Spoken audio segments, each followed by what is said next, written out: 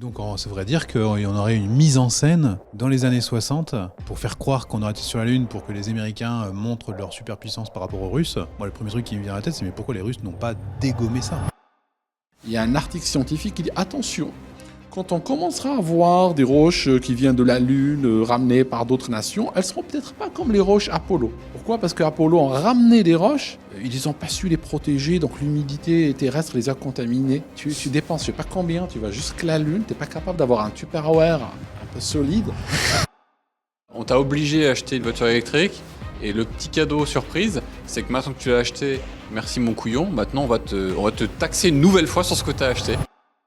Est-ce qu'on assiste à une chute du QI mondial ? Est-ce que les gens sont biologiquement, chimiquement plus bêtes qu'il y a 20 ans ? Qu'est-ce qui se passe pour que le français et les autres soient plus cons qu'avant ?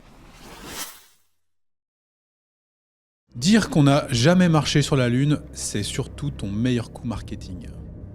Ce n'est pas un coup marketing. Tu as peur de prendre l'avion si le pilote est recruté pour des quotas de diversité. Oui. Pour toi, le Royaume-Uni est officiellement devenu un pays du tiers-monde. Absolument. Le capitalisme financier a tué la sécurité aérienne. C'est vrai. L'humanité devient biologiquement trop bête pour survivre sans l'IA. Il y a du vrai là-dedans. En termes de libertés individuelles, Londres est devenu pire que Pékin. C'est vrai. Ton meilleur conseil carrière aujourd'hui, en faire le minimum vital. Absolument. Très belle introduction pour ce second épisode. Bonjour Aldo, comment ça va ? Bonjour, ça va très bien. Des questions très délicates. J'ai mis du temps pour répondre. Voilà, très belle question. Et ça tombe bien, parce que ça introduit la thématique de ce podcast qui est « On est devenu trop bête pour survivre », de Boeing à la Lune, la chute de l'Occident. Donc on va faire un petit tour d'horizon des grands sujets actuels mais aussi anciens qui ont été parfois des mythes fondateurs. On va commencer par le plus important de tous, qui est ça a toujours attrait à la technique, à la technologie, puis après ça dérive sur l'aspect financier et ça crée des situations à haut risque pour l'humanité. Et on finira sur justement le futur de l'humanité et, avec l'IA. Donc ça promet de belles questions. Et je voudrais rentrer dans le vif du sujet. On n'a pas eu le temps avec le premier podcast de rentrer dans le sujet. Mais là, on va le faire. On va parler de la Lune et de la mission Apollo 11, puisque tu as écrit un livre qui s'appelle « On n'a jamais marché sur la Lune, l'imposture Apollo ». Et le but du jeu, c'est de traiter cette question extrêmement sérieusement, comme tu l'as fait dans tes livres. C'est pas simplement une question complotiste, c'est une question technique, technologique, politique, géostratégique, rien que ça. Parce que pour mettre dans le contexte, toi, tu n'es pas un platiste. Hein. Tu crois pas à la Terre est plate. Tu es très raisonné sur beaucoup de questions. Non, pas du tout, pas du tout. J'ai étudié l'aviation, par exemple, et si la Terre était plate, on n'aurait pas pu avoir des systèmes de navigation qui marchent. Les systèmes de navigation, le premier cours de navigation aérienne commence par on navigue sur la planète Terre et elle est ronde. Et on part, et à partir de là, on va tout déduire. Donc, si la Terre était plate, c'est pas possible de naviguer, par exemple. Très bien. Tu es donc un complotiste modéré. Je suis dans la modération. Je ne crois pas non plus, ayant étudié l'aviation, que par exemple, que les avions de ligne nous balancent des produits chimiques sur la figure quand ils passent. Les chemtrails, c'est ça ? Les chemtrails, je ne crois pas à ça du tout. Maintenant, je suis quelqu'un d'ouvert. Si une personne vient me poser la question, je ne vais pas lui répondre avec mon opinion personnelle.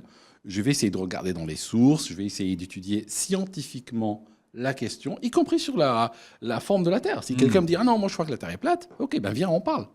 Voilà, je suis très ouvert sur toutes les questions, en fait. Oui. Pour être clair avec ceux qui nous écoutent, est-ce que ton discours, c'est de dire on n'est jamais allé sur la Lune ou on nous a menti sur la manière dont on y est allé ou comment on y est allé ? Première question. Et deuxième question qui va avec ça, est-ce que tu peux nous parler des discomptes qui n'existent pas ? Alors moi, c'est très simple. Je crois que les humains ont pu envoyer des objets sur la Lune. Ils ont pu envoyer du matériel, des miroirs, tout ça. Et des chiens ? Des chiens, ils les envoyaient dans l'espace. Ils ont envoyé la chienne Laika, par exemple, de laquelle d'ailleurs il n'existe aucune vidéo. Laika a été choisie exprès parce qu'il fallait une chienne qui ait un pelage blanc et noir assez contrasté pour les caméras de l'époque. Et finalement, la caméra n'a jamais marché. Donc, il n'y a pas de vidéo authentique de Laika. Il y a des vidéos qu'on va trouver sur YouTube et ailleurs, mais c'est une autre chienne plus tard qui a été filmée, puis on fait passer ça pour ça.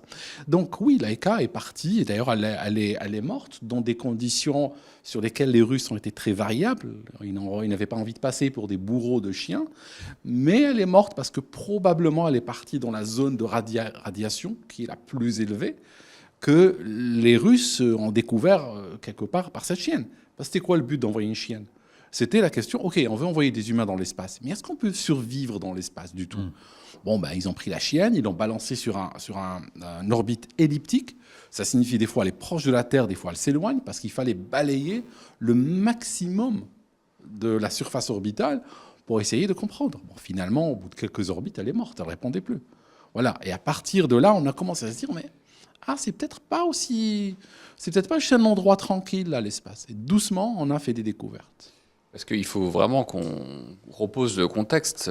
Marcher sur la Lune, c'est si ce n'est le mythe fondateur absolu de l'hégémonie américaine pendant la guerre froide. Oui.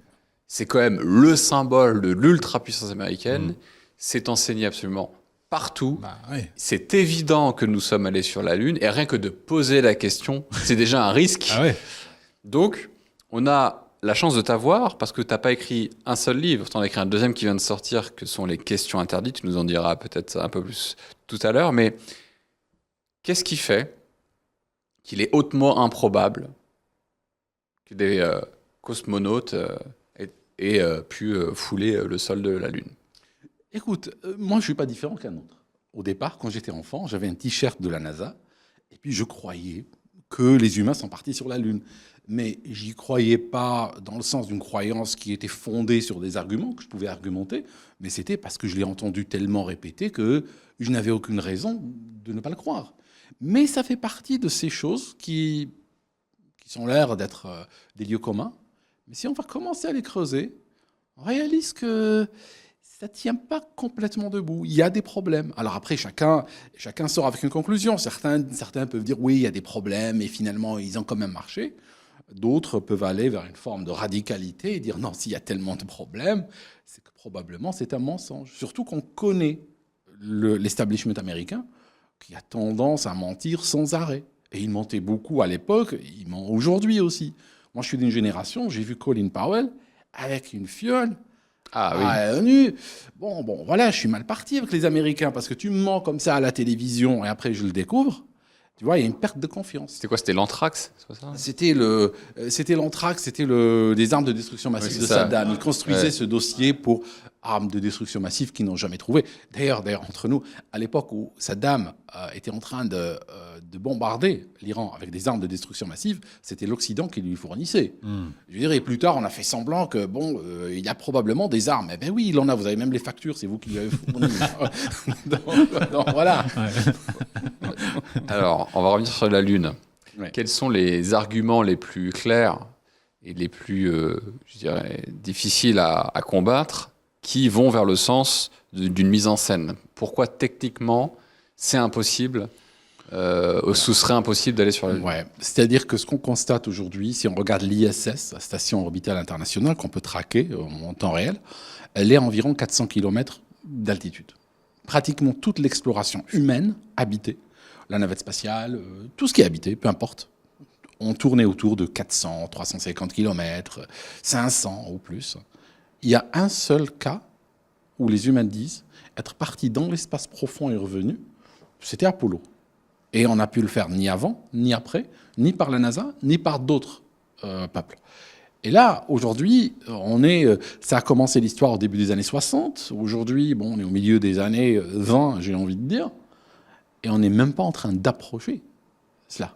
C'est quelle distance par rapport à la Terre ? Alors, on a 400 000 km.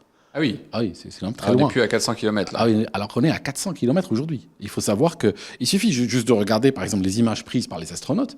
On voit les pays, tout ça, on voit les rivières et tout, qu'on reconnaît très bien.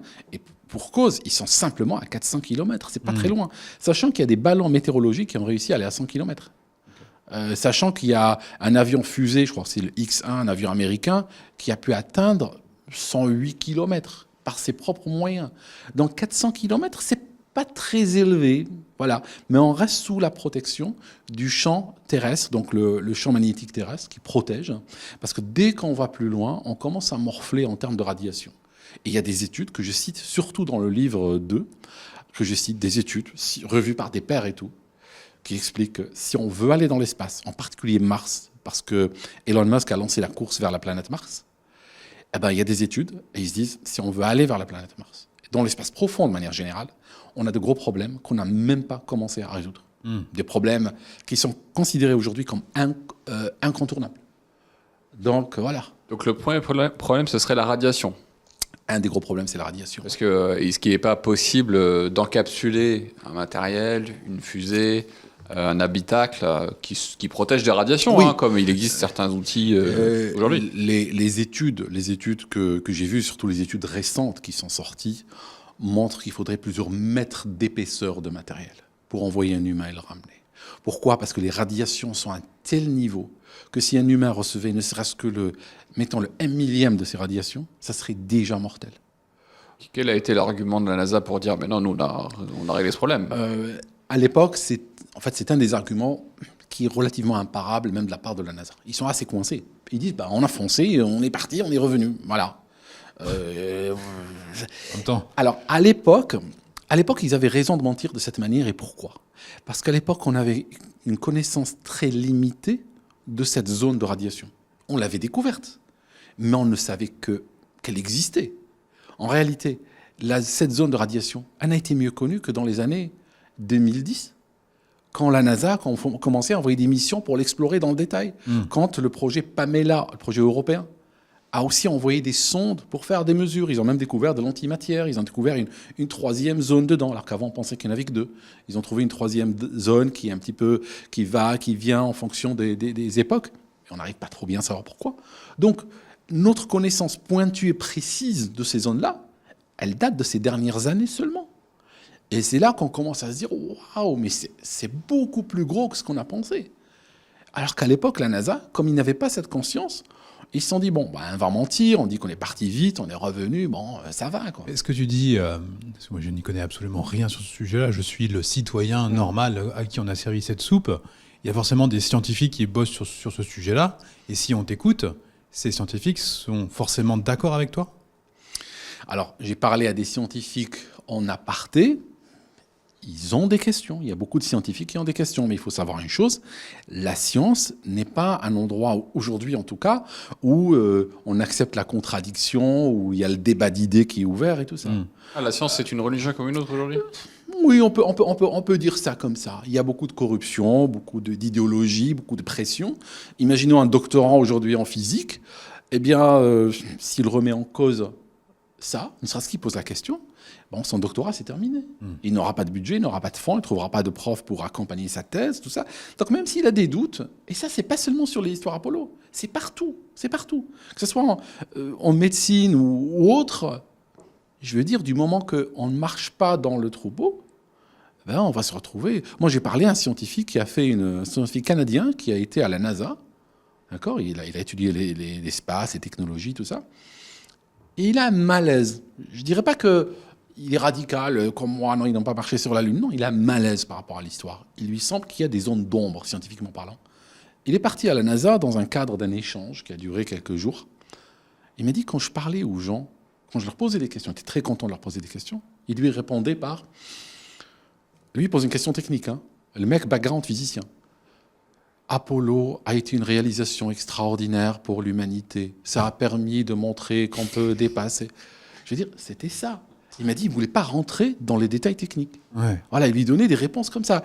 Et alors, ça a renforcé son malaise. Il n'est pas devenu sceptique à ce point pour autant. Ouais. Mais il a un malaise, comme beaucoup. Alors, donc, ça voudrait dire qu'il y en aurait une mise en scène dans les années 60 pour faire croire qu'on aurait été sur la Lune, pour que les Américains montrent leur superpuissance par rapport aux Russes. Moi, le premier truc qui me vient à la tête, c'est mais pourquoi les Russes n'ont pas dégommé ça ? Oui, c'est vrai que les Russes auraient pu... Mets-toi à leur place. Je veux dire, moi, je suis russe, j'arrive... Tu te prends une fausse douille et tu... Parce que les Russes avaient aussi menti sur beaucoup, beaucoup de choses. Et les Américains les tenaient également. C'était à ce jeu mensonge contre mensonge, c'était comme la bombe atomique. T'en balances une, je t'en balance 10. Et on va voir qui va gagner cette histoire. Parce que les Russes, eux aussi, les Soviétiques, c'était... ils ont causé pas mal de catastrophes. D'ailleurs, ils ont une fois explosé une fusée. Ils ont tué beaucoup de gens. Et on l'a su que dans les années 90, alors que la fusée a explosé dans les années 60. Et ça, les Américains savaient. Ouais. Yuri Gagarin, qui était baladé comme une divinité à travers en Yougoslavie, à Cuba, tout ça. Yuri Gagarin, son histoire est un petit peu douteuse quand on regarde. Ne serait-ce que les Russes, ils ont varié sur son histoire. Si ça se trouve, il n'est pas le premier homme dans l'espace. Hein, si ça se trouve, ils ont menti parce qu'ils voulaient être les premiers. Mais en même temps, les Russes, ils ont menti petit. Ils ont dit, on a envoyé un homme en orbite. Alors peut-être qu'en réalité, ils l'ont fait 6 mois plus tard. Mais en montant petit, ils voulaient juste être les premiers, c'est tout. Hein. Alors que les Américains ont menti beaucoup plus gros. Et les Russes, le jour où ils ont vu les Américains dire on a été sur la Lune, ils se sont retrouvés non seulement face avec leurs mensonges, mais face aussi à un adversaire qui ment plus effrontément qu'eux. Voilà. Et là, c'était l'échec et mat, quoi. Je veux dire. Quels sont les autres éléments, je dirais, imparables qui nous feraient passer sur la partie on n'y est jamais allé? On parle de radiation, on parle d'une distance qui paraît stratosphérique par rapport aux distances parcourues actuellement. Quels sont les autres obstacles majeurs pour un voyage lunaire? Les autres obstacles majeurs, je dirais que c'est l'organisation de la NASA.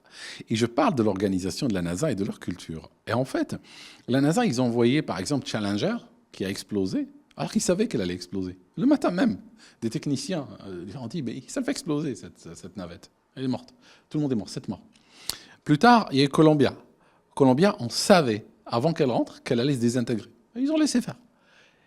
Ils ont envoyé, quand c'est l'année dernière, ils ont envoyé un gars et une femme, ils les ont envoyés en orbite, juste à 400 km au-dessus de nos têtes. Ils sont restés coincés des mois et des mois. Oui, c'est SpaceX qui les a récupérés. Oui. SpaceX les a récupérés. Donc, je veux dire, quand on regarde l'organisation de la NASA, on voit constamment des problèmes, des retards, des accidents. Il y a même eu des études scientifiques qui ont été réalisées sur la désorganisation de la NASA.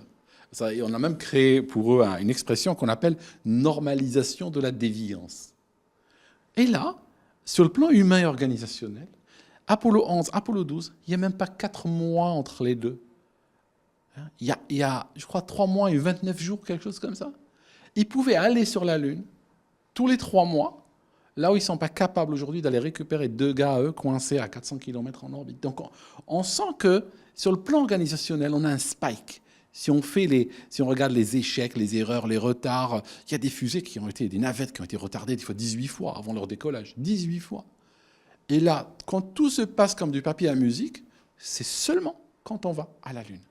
Bon, voilà, ça interpelle. Une grosse performance. Mais comment ils font pour... le nombre de personnes qui sont impliquées quand même, si c'est un mensonge, dans ce mensonge, mais comment tu fais pour tenir tous ces mecs C'est clair. Comment tu fais? Ouais, vraiment, il y en a bien qui va parler quand même. Il y en a un qui va parler. En fait, si on regarde par exemple à l'époque, dans les années 50, il y avait il y avait un programme de la bombe atomique américaine. Il y avait les époux Rosenberg qui avaient transmis des informations à l'URSS, parce qu'ils faisaient partie du programme, et ils étaient à bas niveau. Ils étaient vraiment tout en bas de l'échelle. Je veux dire, ils n'ont pas transmis des informations extraordinaires, quoi, probablement des documents de base. Les British qui espionnent les conversations des Russes le savent. Ils informent le FBI les serre, ils passent devant un tribunal, ils sont exécutés à la chaise électrique. Ils passent à Sing Sing, les deux. Je vais dire, moi j'ai travaillé chez des employeurs, j'ai signé un NDA pour ne pas l'ouvrir et tout ça, mais imaginons que je transgresse un NDA que j'ai signé avec mon employeur. Je passe devant les ressources humaines, je suis viré, quoi. Ça va encore. Tu peux pas te mettre sur la chaise électrique. Ah oui, mon employeur n'a pas cette possibilité. En réalité, très peu de gens savent. C'est comme le débarquement en Normandie. Débarquement en Normandie, des centaines de milliers de personnes impliquées. Personne ne savait l'heure, le jour. La bombe atomique, je peux dire Enron, la plus grosse faillite de l'histoire des États-Unis. Les gens qui travaillent chez Enron ont appris la faillite le jour où ils avaient les caméras devant chez eux. Et la police qui arrive. Ils ne savaient rien du tout. En fait, les gens ne savent pas. C'est pas parce que je travaille, par exemple, dans une banque que je sais que, par exemple, cette banque est en train de blanchir l'argent et tout. On ne va pas me le dire. Ouais. C'est comme lorsque Dieselgate. On a Volkswagen qui a installé des falsificateurs d'émissions sur, je crois, je ne sais pas combien, des millions de véhicules. Ouais. 700 000 personnes qui travaillent pour le groupe. Personne n'est venu à la télévision le dire. C'est quoi la petite boîte qu'on met tous les jours sur la chaîne de C'est production? que- Laisse. Les employés de Volkswagen l'ont appris à la télévision comme la planète entière. Ça a duré des années parce qu'il n'y a qu'un petit groupe qui sait en général. Un tout Donc petit ça groupe. voudrait dire que tous ces gens-là qui bossent à la NASA, enfin moi dans ma tête tous les films, c'est ça là, ils sont tous je sais pas, à différents niveaux là, comme un mini amphithéâtre. Donc en fait c'est quoi? Eux ils savent pas c'est un fake?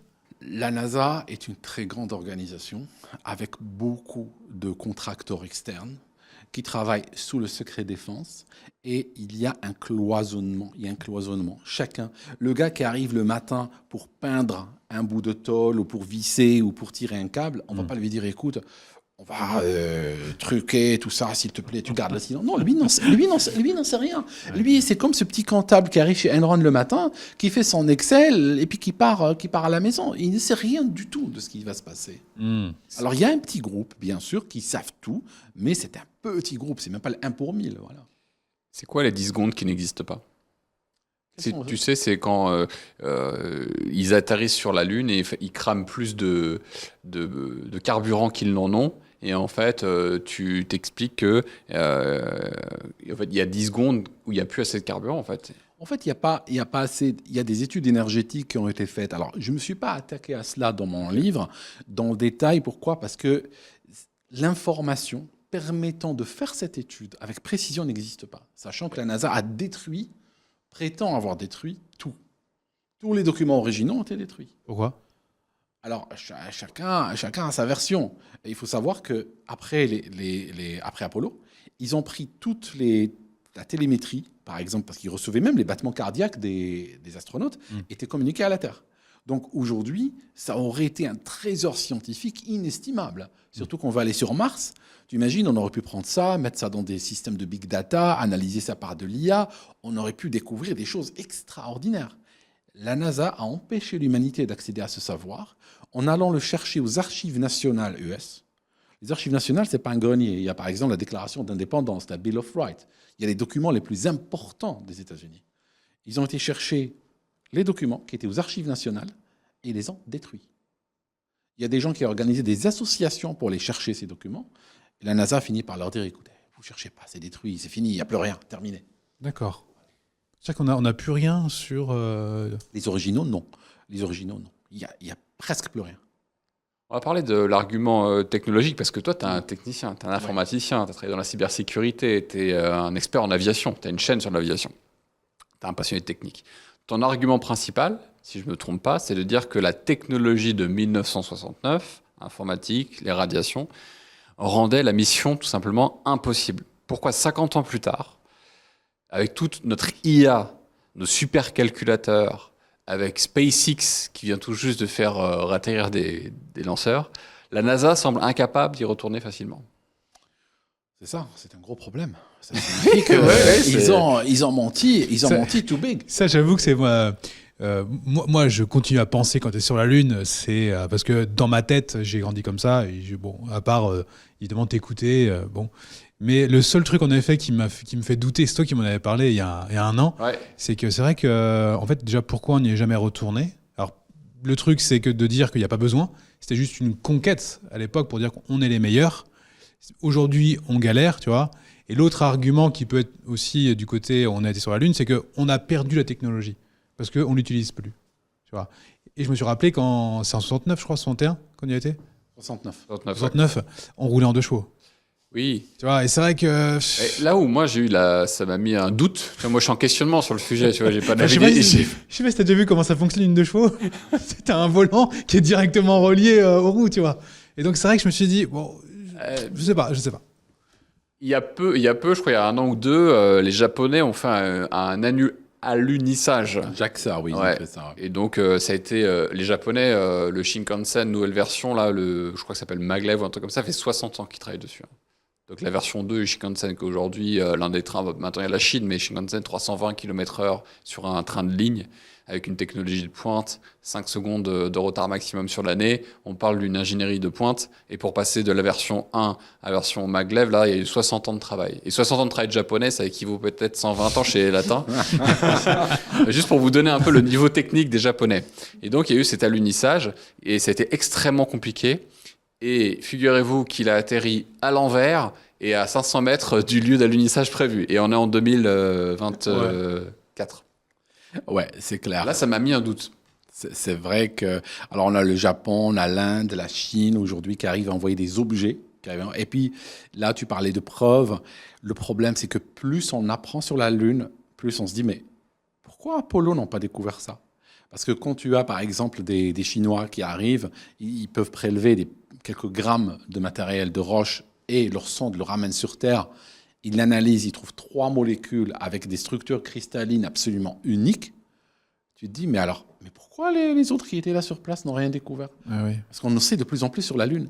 Parce que le problème d'Apollo, c'est qu'ils ont décrit la Lune telle qu'on pensait qu'elle était durant les années 60. Mais aujourd'hui, plus on arrive à en savoir dessus, plus on se dit, mais les mecs étaient sur place. Par exemple, on sait qu'elle a du sodium. La Lune, ça ne se voit pas à l'œil nu, mais la Lune est un peu comme une comète. Ça signifie qu'elle a une sorte de queue qui la suit de sodium. Ce sodium se détache de la surface lunaire à cause des bombardements. Donc elle est bombardée, ce sodium se détache. Ça a été découvert récemment. Les Américains qui avaient des humains, des bottes sur le sol, n'ont strictement rien vu. On a découvert de l'eau en grande quantité. Avant, on pensait que la Lune était un caillou sec. Non, il y a de l'eau sur la Lune. Bon, voilà. J'ai mis dans le deuxième livre, il y a un article scientifique qui dit « Attention, quand on commencera à voir des roches qui viennent de la Lune, ramenées par d'autres nations, elles ne seront peut-être pas comme les roches Apollo. » Pourquoi? Parce qu'Apollo a ramené des roches, mais ils n'ont pas su les protéger, donc l'humidité terrestre les a contaminées. Et donc ils sont transformés en bout de terre. Ouais. Donc tu me ramènes, tu dépenses je sais pas combien, tu vas jusqu'à la Lune, tu n'es pas capable d'avoir un Tupperware un peu solide pour protéger. Je veux dire, un super Tupperware, quoi, à 10 millions d'euros, comme l'État s'est dépensé, quoi. Donc, et là, non, les mecs, d'ailleurs, la caméra, tu sais qu'ils ont un truc très grave. Dans le premier, je raconte, ils envoient une caméra sur place. Donc, il y a deux missions qui vont à 2-3 ans d'intervalle et posent une caméra. La première pose une caméra. La deuxième mission dit, on va ramener la caméra. Donc, ils ramènent la caméra sur Terre. En l'analyse, on trouve des bactéries. Alors là, ça a été un gros problème. Alors, les bactéries, est-ce qu'elles ont pu survivre 3 ans sur la Lune? Et après, on tourne le problème. Après, on dit non, elle a été contaminée à un moment donné sur Terre et tout ça. Je vais dire. On ramène Big Bertha, un rocher énorme. Un rocher le plus gros qui a été ramené. Il s'appelle Big Bertha, numéro 16000, je ne sais pas combien. Analysé par une université australienne. Il découvre que il était formé sur Terre. Parce qu'il était formé en présence d'oxygène. Il était formé dans une atmosphère à forte concentration d'oxygène. Donc, t'es en train de nous dire qu'en fait, on aurait ramené un rocher de la Lune, ça? Ouais. Et qui en fait n'est pas un rocher de la Lune, qui est un rocher de la Terre. Il y a un rocher de la Terre. Ah ben, comment les Américains peuvent aussi alors cons? les Américains disent parce que le problème c'est pas des géologues. Tu sais qu'on a par exemple Von Braun, tu sais le SS. C'est un SS, c'est sérieux comme gars. Non, je t'assure. C'est sérieux. Non. Attends, j'ai un document, j'ai une vidéo du procureur américain. Un procureur américain ils ont créé un bureau dans les années 70 vers la fin pour chasser les nazis.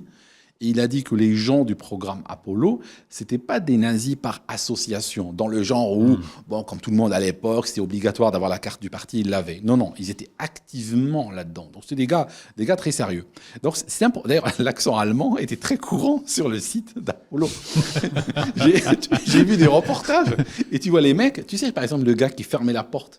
Il y a un gars avec des grosses lunettes comme ça qui fermait c'est le dernier à fermer le sas, quand les astronautes étaient dans la capsule. Il a un accent allemand? Il a un accent allemand coupé au couteau. Et d'ailleurs, il dit, comment voulez-vous avec son accent allemand, comment voulez-vous que je prouve qu'on n'a pas été sur la Lune? Est-ce que je peux vous prouver que la guerre mondiale n'a pas existé? Et lui, avec son accent allemand, tu te dis, c'est pas possible, les mecs, ça a l'air d'être un vaudeville très germanique, quoi. Dans ton deuxième tome, tu parles des questions interdites. C'est quoi les plus grosses questions interdites sur le sujet Apollo? Ah oui, les questions interdites, c'est comme celle qui vient d'être posée. C'est par exemple, est-ce que Est-ce pourquoi les Russes n'ont pas dénoncé? C'est une question qui a son mérite. Là, je vais l'explorer dans le détail en parlant des mensonges des Russes. Et l'un des problèmes des Russes, c'est que en réalité, à l'époque, quand il y avait les fusées vers l'espace, il y avait toujours une arrière-pensée nucléaire. Ça veut dire que pourquoi l'autre puissance n'envoie pas une fusée avec une bombe atomique en orbite, il nous la fait tomber dessus à la brutale par surprise. On ne peut rien faire. Donc il y avait toujours cette notion. Mais il y avait pas mal de mensonges. C'est-à-dire que, par exemple, les Russes, quand Apollo est parti, ils ont dit, oui, nous, on a observé le départ d'Apollo. Plus tard, on a découvert qu'ils n'ont rien observé du tout. Ils n'ont rien capté du tout. Ils ont juste regardé les médias américains. Mais pourquoi ils n'ont pas osé dire, on n'a pas pu observer? Parce que c'est un gros problème de dire qu'il y a une fusée de 111 mètres de long qui a décollé et qu'on n'a pas pu la suivre. Parce que ça veut dire que tu es à la ramasse. Ça veut dire que militairement, si cette fusée comporte une bombe atomique la prochaine fois, elle peut décoller, te tomber dessus, tu n'auras rien vu du tout. Ah oui, tu es en train de dire qu'en fait, ils ne pouvaient rien dire parce qu'ils passeraient pour des idiots. Il y a des situations où on est, parce qu'on est dans une grosse partie d'échecs, tu vois, où des fois, tu as envie d'attaquer l'adversaire, mais tu te dis, bon, cette carte-là, elle est à double tranchant. Si je dis, je n'ai rien vu, bon, ben voilà, je vais passer pour un abruti et je vais montrer que ma défense n'est pas si bonne que ça, quoi. À l'heure où, à l'époque où l'humanité croit fermement que, en fait, il y a bien on a été sur la Lune. Si tu arrives, tu débarques, on n'arrive pas à les suivre. Ça veut pas dire qu'on n'y a pas été, ça veut dire que t'as pas été capable de le suivre, quoi. Et c'est ça. Ouais, c'est ça. Et t'as pas pu suivre la fusée. Donc si et les fusées de l'époque étaient très souvent basées sur des missiles intercontinentaux. Ça signifie, si on te balance dessus un missile intercontinental, est-ce que tu le vois ou pas? Ou est-ce que tu le verras 30 secondes avant qu'il va tomber sur Moscou? Donc il y avait toujours cette logique, il fallait faire attention à ne pas trop montrer son manque de capacité. Quel autre argument difficilement discutable on peut mettre sur la table de la thèse du mensonge? Alors, c'est un argument que j'ai utilisé, mais pas beaucoup dans mes livres, j'utilise un peu. C'est l'argument du trucage. Trucage des photos, trucage des vidéos. Pourquoi j'utilise un peu? Parce que tu ne peux pas montrer une vidéo dans un livre, même si des fois je dis, allez sur YouTube, tel lien, vous regardez cette vidéo, puis j'en parle dans le livre. Mais c'est vrai que sur un livre, tu ne peux pas parler trop de vidéos. Mais il y a des vidéos qui montrent réellement un fake, qui montre des accélérations, qui montre des situations complètement ahurissantes. Et il y a aussi des trucages de photos. Beaucoup de photos sont truquées. Beaucoup de photos sont considérées par beaucoup de professionnels de la photographie comme impossibles, que des fois on sent qu'il y a plusieurs sources d'éclairage, par exemple. Donc on voit des artefacts de trucage à tous les niveaux.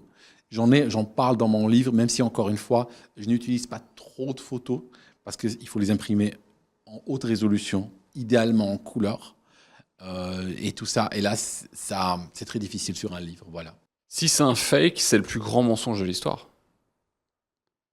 Qu'est-ce que ça dit de notre société si l'État américain est capable de fabriquer une réalité alternative de cette ampleur sans que personne n'en parle, ou au contraire, on peut même t'insulter et te traiter de fou à la simple évocation de cette discussion? C'est clair, c'est terrible, parce que, tu sais, j'avais lu un article dans Le Monde diplomatique un certain nombre d'années où il parlait à quelqu'un, c'est une interview de quelqu'un de la Maison-Blanche, je ne me rappelle plus le nom, et il leur a dit que on ne fait plus de la réelle politique, nous les Américains. Il a dit, oui, anciennement, on faisait de la réelle politique. Aujourd'hui, on n'a plus besoin de le faire. Il a dit, aujourd'hui, nous sommes tellement puissants qu'en agissant, nous créons la réalité. Donc, on ne s'adapte pas à la réalité, nous la créons. Et ça, c'est quand on arrive à ce degré de puissance absolument unique dans l'histoire. Mais ils ont créé la réalité dans les années 60, le golfe du Tonkin, par exemple, l'incident du golfe du Tonkin, qui a permis de déclencher la guerre au Vietnam, des millions de morts. Finalement, il y a même un article Wikipédia et même un article dans la BBC, qui disent que bon, c'est pas arrivé comme les Américains l'ont dit. Ils ont menti pendant des décennies, puis au bout d'un moment, ça a été débunké. D'ailleurs, à l'époque, il n'y avait même pas de mort. L'incident du golfe du Tonkin, c'est 0 mort. Il n'y a même pas d'impact de balle. Ils n'ont même pas montré, allez, montre-moi un bateau avec peut-être juste vas-y, tire dessus, quoi. Mets-moi un peu de scène. Non, même pas. Ils sont juste arrivés dans les eaux de Vietnam du Nord, et après ils ont commencé à gueuler à la radio en disant qu'on nous attaque. Personne ne les avait attaqués.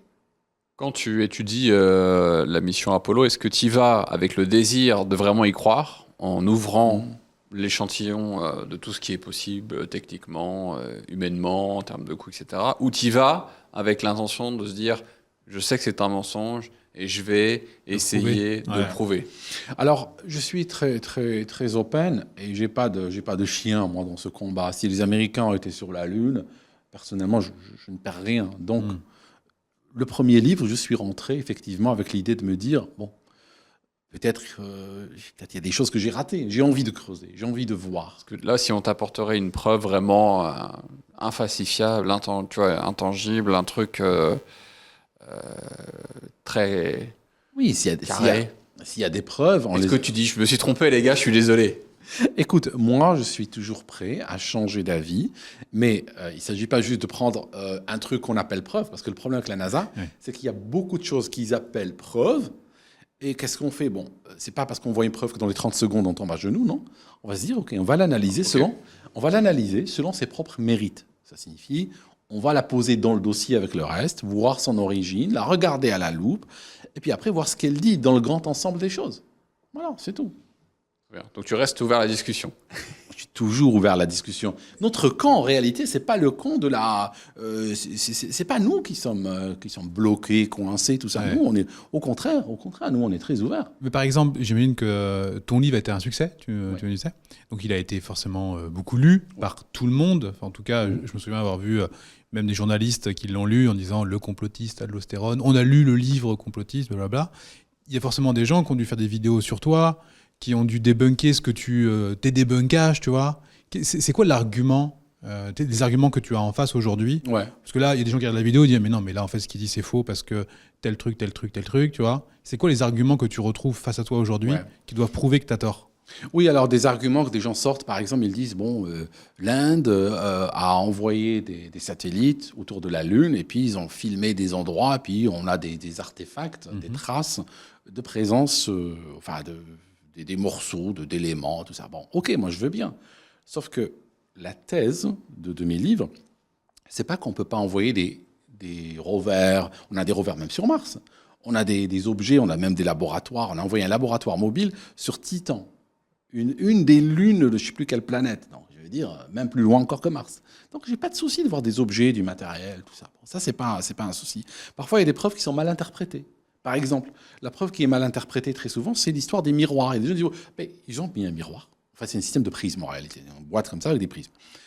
Si on tape avec un laser, eh ben, il renvoie le truc. Ça a été mal interprété. Il y a des études scientifiques. J'en ai même mis une dans le deuxième livre, études scientifiques sortant de l'école polytechnique de Zurich. Personne n'a réussi à taper sur ces trucs. Moi, je pense qu'ils les ont mis. Je ne dis pas qu'ils les ont pas mis. Mais personne n'a réussi à les viser avec un laser. Parce que va viser un objet comme ça, avec un laser sur la Lune. Bonne chance. Ils n'ont jamais réussi. Alors, ce qu'ils font, généralement, il faut des lasers très puissants. Donc, il n'y a que 2-3 institutions dans le monde qui ont ça. Et généralement, ce qu'ils font, ils pointent vers la Lune, commencent à taper au hasard. Tac, tac, tac, tac, tac. Et comment on sait qu'on a eu un retour depuis ces miroirs? Parce que la Lune renvoie aussi, le sol lunaire renvoie. Si on tombe sur un sol lisse, il renvoie le laser également. Donc le laser qu'on a de retour, il n'y a pas de signature dessus. Il ne dit pas « Hey, je suis passé par un miroir qu'Apollo a posé ». Donc qu'est-ce qu'on fait? On essaie de voir si on a de la reproductibilité. Ça veut dire quoi? Ça veut dire que si je tape sur un miroir, le temps d'aller et de retour sera exactement le même. C'est très rigoureux. Alors si je tape sur des rochers, tout ça, ça peut un peu. Mais la réalité, c'est que les études statistiques qui ont été faites très récemment montrent qu'on n'est même pas convaincu qu'il y a une seule personne qui a réussi à taper avec le laser et revenir. Que tous les retours qu'on a portent la signature de retour qui sont sur du terrain lisse sur la Lune. Okay? Donc il y a des choses comme ça. Ou bien, oui, l'Inde. Mais l'Inde utilise le DSN. Le DSN, c'est le Deep Space Network. C'est-à-dire que l'Inde, elle envoie un objet tourné autour de la Lune. Comment elle va lui parler? Alors, ce qu'il faut, c'est que, comme c'est des objets lointains, ils se lèvent, ils se couchent de là où nous sommes sur Terre. Donc, la NASA a prévu ça très longtemps. Ils ont placé 3 grosses antennes. C'était des méga antennes, 70 mètres de diamètre. Il y en a une en Espagne, il y en a une en Australie, et il y en a une aux États-Unis. Elles sont séparées de 120 degrés. Quand un objet se couche sur l'horizon d'une antenne, il monte sur l'horizon de l'autre. Ça permet de garder la continuité de communication avec les sondes qu'ils envoient dans l'espace tout le temps. L'Inde n'a pas un tel réseau. Donc, elle fait quoi? Elle utilise le réseau américain. Ben oui, elle sous-loue le réseau américain. Donc, les images qui viennent de l'Inde ou tous les infos qui viennent de l'Inde sont passées par la NASA, en réalité, par les serveurs de la NASA. Donc, ce n'est pas Ce n'est pas Pas indépendant. C'est pas totalement indépendant, tu vois, parce qu'ils dépendent de l'infrastructure américaine en réalité.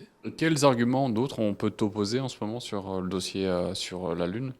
On m'oppose des arguments du genre, mais ce n'est pas possible, qu'ils ne peuvent pas mentir et personne ne vient de l'intérieur le dire. Mais comme on a vu dans beaucoup de dossiers, comme le dossier du Dieselgate, le dossier Enron, la bombe atomique, le débarquement, plein de dossiers, c'est très rare qu'on a quelqu'un qui vienne parler. La NSA qui espionnait les gens, Snowden est venu parler. Son passeport a été annulé, et il a failli être arrêté, il a fini réfugié en Russie. Il est aujourd'hui citoyen russe, et probablement il ne quittera jamais la Russie de sa vie. Jusqu'à maintenant, une seule personne sur la NSA. La NSA, on ne sait pas trop combien de personnes travaillent dessus, c'est classifié, mais on imagine des dizaines de milliers. Il y a un gars qui est venu parler. Donc c'est très rare que des gens viennent parler à la télévision des arnaques commises par l'État, les banques, les grandes entreprises, tout ça. Donc ça reste sous les radars, les gens ne prennent pas la parole, c'est trop risqué. Non, c'est trop risqué. Déjà, très peu savent, parce qu'il y a une structure pyramidale, donc quand une entreprise ment, falsifie, tout ça, il y a très peu de personnes qui sauront. Et ceux qui savent sont trop placés, ont trop de...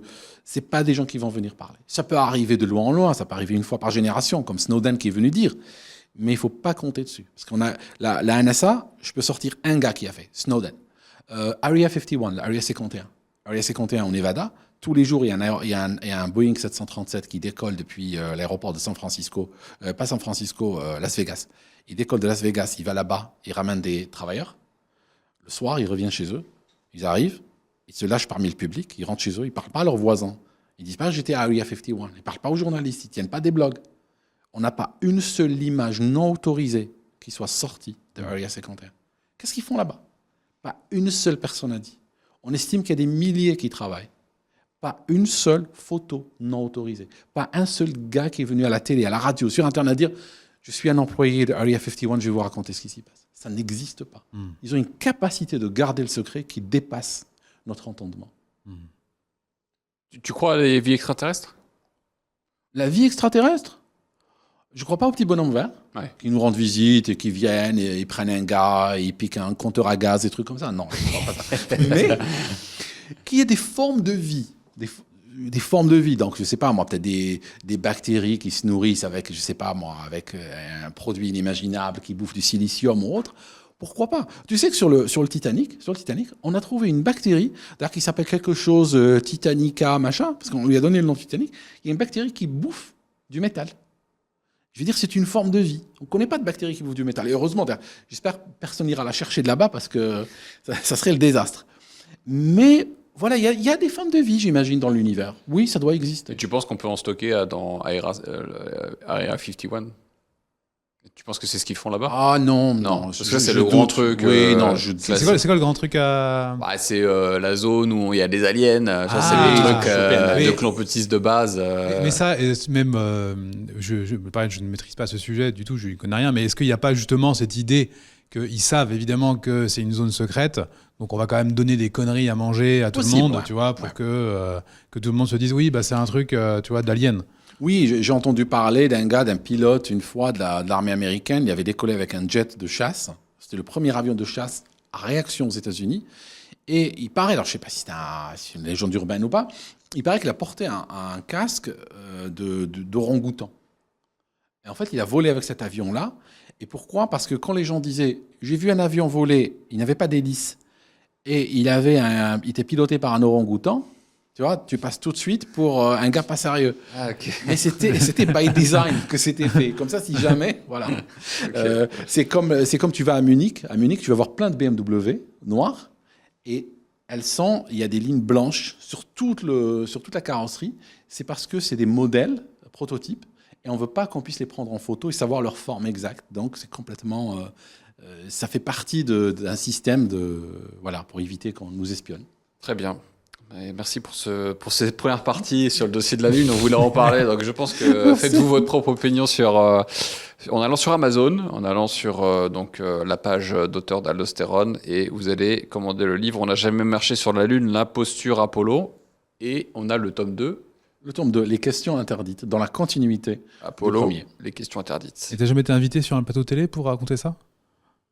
Non, parce que... Pour qu'on se moque de C'est toi? c'est plus trop à la mode, j'ai l'impression. Ouais, Hein. bah, C'est un peu passé, il y a plein de sujets. Il y a le World Trade Center avant, qui est plus proche. Mm. Il y a Ah, d'autres- quand même, ton livre est sorti quand? Le premier est sorti en 2024. 2024. Oui, donc c'était quand même. Ouais. C'est une époque Intéressant. aussi où on en parlait quand même. J'ai un souvenir l'année dernière, ou il y a 2 ans. C'est à cause d'Aldo. C'est à cause de toi, en fait. C'est à Ouais, cause de c'est ton livre que c'est tout moi le monde qui en ai parle. déclenché le storm. Tu, Oui, vas là. te faire, Ok. tu vas te faire soulever et à ramener à Area 51. Me noter. Et du coup, tu nous diras ce qu'il y a eu Tu là-bas. voulais savoir ce qu'il y a là, viens. On a parlé du spatial, on va parler de l'aviation. Hein, c'est intimement lié, puis ça fait partie encore de ton expertise. Tu es expert dans l'aviation, les crashs aussi, tu en parles aussi, des crashs Je parle aériens. beaucoup d'accidents Ouais, d'aviation. beaucoup. C'est un sujet chaud parce que Boeing a connu quelques difficultés récemment. On a vu des crashs, on a vu des portes de Boeing qui s'arrachent, des plus inquiétants et moins drôles, des lanceurs d'alerte qui meurent mystérieusement. Oui. J'ai un peu regardé ça, j'ai trouvé bon ça, oui, pendant des procès Boeing, il me semble. Oui, il y en a 2 qui sont morts, ouais, mystérieusement. Ouais. Est-ce que Boeing est l'exemple parfait du capitalisme financier qui a tué l'ingénierie? Ah, absolument. C'est un excellent exemple parce que Boeing, à la base, est une compagnie. Moi, j'ai beaucoup d'admiration pour Boeing. J'aime beaucoup leurs avions. Oui, t'as envie de rester en vie, toi. Voilà. Non, T'as pas envie d'être tué sur un parking. non, c'est Ah, c'est sûr que c'est une belle société. Hein. une Ah ouais, belle. beaucoup. Oui, c'est une belle Moi, j'adore société. voler en Boeing. Voilà. Un engineering vraiment de pointe. Mais ce qui s'est passé, c'est qu'à un moment donné, ils ont fusionné avec McDonald's et c'est les financiers qui ont pris le pas sur les ingénieurs. Ça signifie avant, c'est des décisions d'ingénieurs qui étaient prises. Et là, tant que c'était comme ça, ils fabriquaient des avions extraordinaires. Et puis au bout d'un moment, ils se sont dit, bon, c'est pas eux qui se sont dit, ça signifie les ingénieurs ont été écartés au profit justement de financiers. Le financier, lui, bon, il veut le profit court terme, il veut le prochain trimestre, il veut le cours de l'action. Il n'a pas les mêmes orientations, les mêmes priorités que l'ingénieur, Oui, forcément. bien sûr. Donc l'ingénieur peut dire oui, pour la sécurité, on a besoin de ça, ça. Le financier dit non, ton truc cher. coûte trop cher, voilà, ça vaut pas la peine. Ouais. Tant qu'il n'y a pas de dégâts. Voilà, tant qu'il n'y a pas de dégâts. Le problème, c'est quand il y a des dégâts. C'est clair, on en enchaîne des dégâts quand même. Oui, avec le 737 MAX, voilà, c'était clair que Qu'est-ce qu'il y a eu? il y a eu un système qui permet de corriger l'attitude de l'avion, parce qu'il y a certains moments où l'avion peut trop se cabrer. Donc, qu'est-ce qu'on a fait? On a créé un système pour lisser le comportement de l'avion, donc pour l'aider à ne pas se cabrer autant dans certaines situations. C'est bien, j'ai rien contre ce système, c'est OK. Le problème, c'est qu'au lieu de lui mettre de la redondance, on n'a pas mis de redondance. Ça signifie que tu es dépendant d'une seule sonde qui peut se casser, qui peut déconner, comme on dit vulgairement. Donc il y a ce premier problème. Le deuxième problème, c'est qu'on lui a donné une autorité complète. Ça veut dire que si tu mets un système, OK, c'est bien, tu mets un système qui fait ça, mais qu'il aide un peu le pilote, donne-lui 2-3 degrés d'autorité. Ça signifie, bon, il va t'aider, tu sens qu'il t'a aidé un petit coup, mais c'est bon. Non, lui a donné l'autorité de mettre l'avion piqué comme ça. Alors, ce n'est pas parce que l'avion s'est trop cabré que je vais mettre un système avec l'autorité de le faire tomber comme un stylo, de pointer le nez vers le sol. Je vais l'aider à revenir à l'horizontale. Je ne vais pas le faire piquer. Donc, eux, ils n'ont pas fait ça. Donc, on voit que c'est un système qui est amateur. Un système qui violait tout ce qu'on sait de l'ingénierie. Comment c'est possible à un tel niveau? On dirait que c'est quelqu'un qui était sur le bord d'une table, au coin d'une table, avec un feuille A4. Bon, tu fous ça attaque, OK, au revoir. Voilà. En fait, on sent une régression en réalité. Parce que ce n'est pas à l'occasion de ces crashs qu'on a découvert qu'on ne fait pas ça. Mais non, c'est connu depuis un siècle. Non, mais tant qu'il n'y a pas eu de problème depuis un siècle, on se dit ce n'est pas un problème. Comment on peut identifier un problème qui n'est jamais arrivé? Je te donne un exemple. Disney. Il y avait chez Disney, en Floride, il y avait des gens qui faisaient tous les soirs, ils allaient sur toutes les attractions, ils les analysaient en fond en comble. Avec leur lumière, tout ça, ils regardaient, ils graissaient, ils fixaient et tout. Un jour, on ramène un cabinet d'analyse qui s'appelle McKinsey d'ailleurs. J'ai vu ça dans un livre qui s'appelle When McKinsey is in town, quand McKinsey est en ville. Tout un programme. Alors, C'est économie.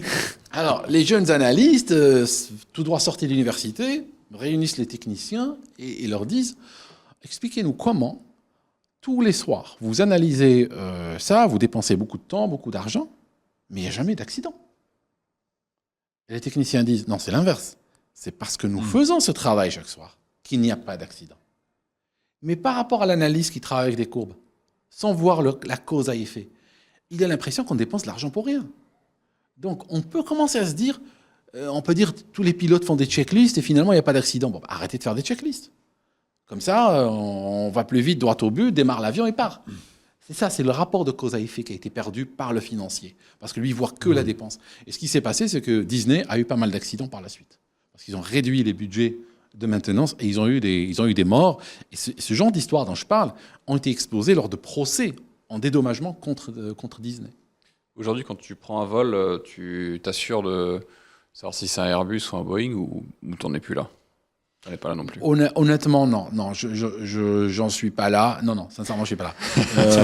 On a un avion ce soir, s'il te plaît. Qu'est-ce que tu penses de l'avion qui décolle ce soir? Tiens, on a les plans. Quel rangée je dois Attention, là, choisir? je vois quand même un problème, il faudra être vigilant. Non, honnêtement, j'ai pas peur de l'avion, j'ai peur des pilotes. Okay, j'ai peur des humains qui sont au bout. Et quand tu as un humain qui est mal entraîné, mal encadré, qui est épuisé et tout ça, honnêtement, que l'avion soit un Boeing ou un Airbus, il est capable de le casser exactement de la même manière. Donc, c'est plus la qualité de la compagnie aérienne qui m'intéresse que le modèle ou l'âge de l'avion. Honnêtement, sur une bonne compagnie aérienne, si je voyage avec British, honnêtement, ça ne me dérange pas de prendre un Boeing 737 datant d'il y a 25 ans. C'est pas un souci. Tu veux dire que la qualité des pilotes aurait pu diminuer? Chez des compagnies aériennes qui sont genre, tu as une boîte qui a été créée il y a 6 mois, ils ont 5 avions, tout ça, des fois ça recrute un peu n'importe qui, n'importe comment. Tu peux voir ça. C'est pour ça que je préfère voyager avec des compagnies majeures et j'évite les petites boîtes inconnues. Quoi. Quelles sont les 3 compagnies aériennes les plus fiables du monde aujourd'hui? Parce que je sais que c'est un classement qui évolue beaucoup. Mais... Ça évolue beaucoup, effectivement. C'est vrai que moi, personnellement, mon classement perso, je voyage beaucoup avec Emirates. Donc je pense qu'ils sont très carrés, même si il n'y a aucune compagnie qui est parfaite, même des fois tu peux perdre un bagage ou rater ta correspondance, des choses qui arrivent, c'est clair, mais ça c'est le côté commercial. Mais sur le plan de la sécurité, je suis très rassuré de voyager ou de faire voyager ma famille avec Emirates. Je voyage beaucoup avec British Airways aussi. Okay. Commercialement, je les aime pas. Okay, on est d'accord, commercialement, je trouve que la qualité du service à bord, tout ça, c'est catastrophique.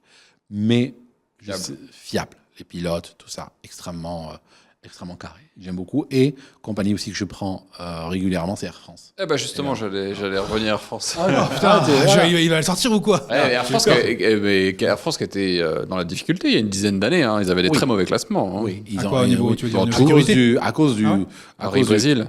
Oui, le Rio, le Rio Paris. Là, c'était, ça devait pas arriver, quoi. C'est l'accident impardonnable. Ils ont eu le Concorde avant, tout ça. Ils ont eu quelques incidents. Oui, c'est vrai, il y a eu le Concorde. En plus, le Concorde, c'est une répétition. Le Concorde, c'est pas la première fois qu'il venait d'éclater une roue et ouvrir un réservoir de cette manière. Hein. Ça s'est fait plusieurs fois avant qu'on en arrive. Donc, c'est vrai qu'Air France ont eu des passages difficiles. Et aujourd'hui, je pense qu'ils ont renoué avec la sécurité sur le long courrier et tout. Il n'y a pas de souci. Fiable. C'est vrai que c'est dommage que le Concorde n'existe plus. C'était quand même un sacré fleuron français, ça. Ah oui, c'est vrai que moi, je l'aurais gardé, pas pour la rentabilité, mais parce qu'il portait le drapeau. Il n'y a aucun avion qui l'a porté plus haut. Donc, je pense qu'on a perdu le sens peut-être des grandes réalisations. C'est vrai qu'on sent un... Même, on peut comprendre que l'Europe est en perte de vitesse. Dans un dernier podcast, justement, on rigolait, c'était pas très drôle, mais on ne sortira plus de grandes entreprises comme on a pu connaître par le passé. Je crois qu'avec les régulations européennes... on a tellement de retard sur l'ensemble du monde que ça paraît extrêmement difficile que, par exemple, Airbus, qui est européen, puisse sortir des nouveaux avions qui vont beaucoup plus vite. Mais les Américains, ils ont quand même encore, ils ont quand même encore leur économie qui est puissante. Ils sont pas en retard, par rapport aux Chinois. Comment est-il possible pourquoi on n'a pas des avions qui peuvent répliquer le Concorde, qui a été construit dans les années 70 ? C'est-à-dire qu'on est 50 ans plus tard et on n'a pas de grandes évolutions majeures, j'ai l'impression, dans les avions. En fait, les avions de ligne, aujourd'hui, ce qu'on veut, c'est massifier le transport. La priorité, c'est l'Airbus A380, c'est le Boeing 777, où tu peux faire débarquer 400 personnes. Je pensais plus que c'était au goût du jour, là, 380. Je pensais qu'ils voulaient un peu réduire la voilure. Ils ont réduit un peu la voilure. Bon, il semblerait, Emirates accuse d'autres compagnies d'avoir flingué exprès le A380 pour leur remettre des bâtons dans les roues, qu'ils ont cessé de le commander pour le rendre économiquement non viable. Parce que si ça ne tenait qu'à Emirates, ils seraient en train d'en commander jusqu'à aujourd'hui, Airbus serait en train d'en fabriquer. Donc il y a des fois de la politique comme ça. C'est vrai, il fait sens sur certaines lignes. Si on fait Dubaï, Paris, Dubaï, Londres, New York plusieurs fois par jour, c'est vrai qu'il y en a 380, ça démocratise. Ça démocratise ça. Hein. On entend moins parler de liste d'attente aujourd'hui quand on a un A380, tu vois. Mais Parce que c'est le dernier grand avion, j'ai l'impression, qui a été commercialisé. oui, c'est vrai que c'est le plus gros. Même le 747, ils n'en font plus. Ok. Donc, Parce que là, ce qu'on sort, j'ai l'impression que c'est des versions améliorées de ce qui tournait déjà. Par exemple, à Maurice, là, ils ont fait rentrer les Airbus Neo. Je sais plus c'est quoi les références. Néo, le 350 Neo. Ouais, c'est ça. Qu'est-ce que Ouais. tu penses de ces avions-là? Ils sont bien. Le Neo est très bien. J'aime beaucoup. Mais je suis d'accord avec toi. C'est comme lorsque tu as un iPhone 15 et puis l'iPhone 16 qui sort. Je veux dire, c'est ça. Oui. Si tu as la version non Neo puis il y a la Neo qui sort, tu dois chercher à la loupe. Bon, c'est vrai, il est un peu plus économe, un peu moins bruyant, les ailes sont un peu plus longues. Oui, mais au fond, on a une croissance incrémentale de l'innovation. La cabine n'est-elle pas un peu plus grande quand même?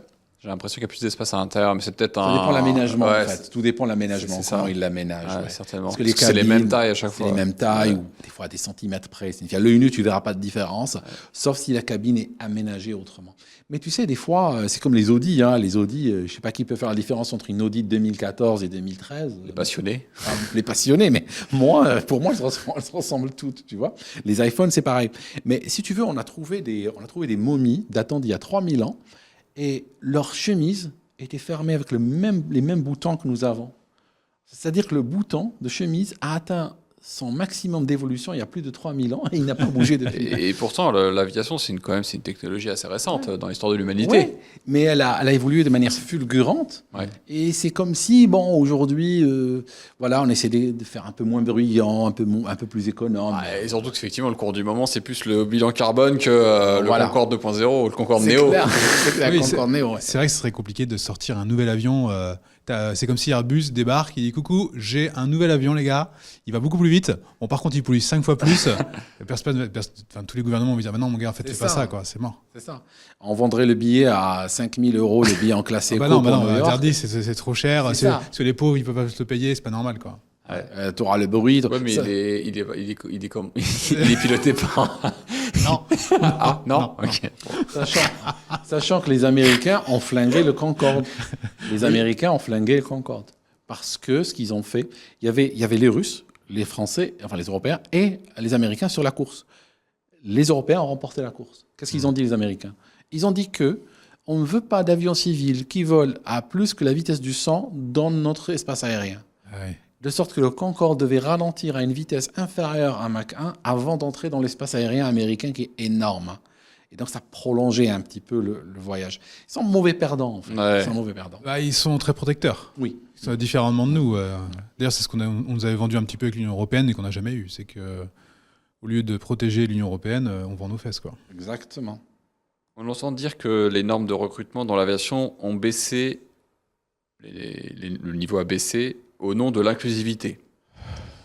Est-ce que demain tu as peur de monter dans un avion parce que le pilote a été recruté par des quotas plutôt que pour sa compétence? Alors écoute, je reçois régulièrement. La dernière fois que je parlais à un pilote d'un gros avion de ligne, je ne parle pas d'un jet privé ou d'un avion d'aéroport, d'un gros avion de ligne, où ils étaient à ça de se ramasser, c'était hier soir.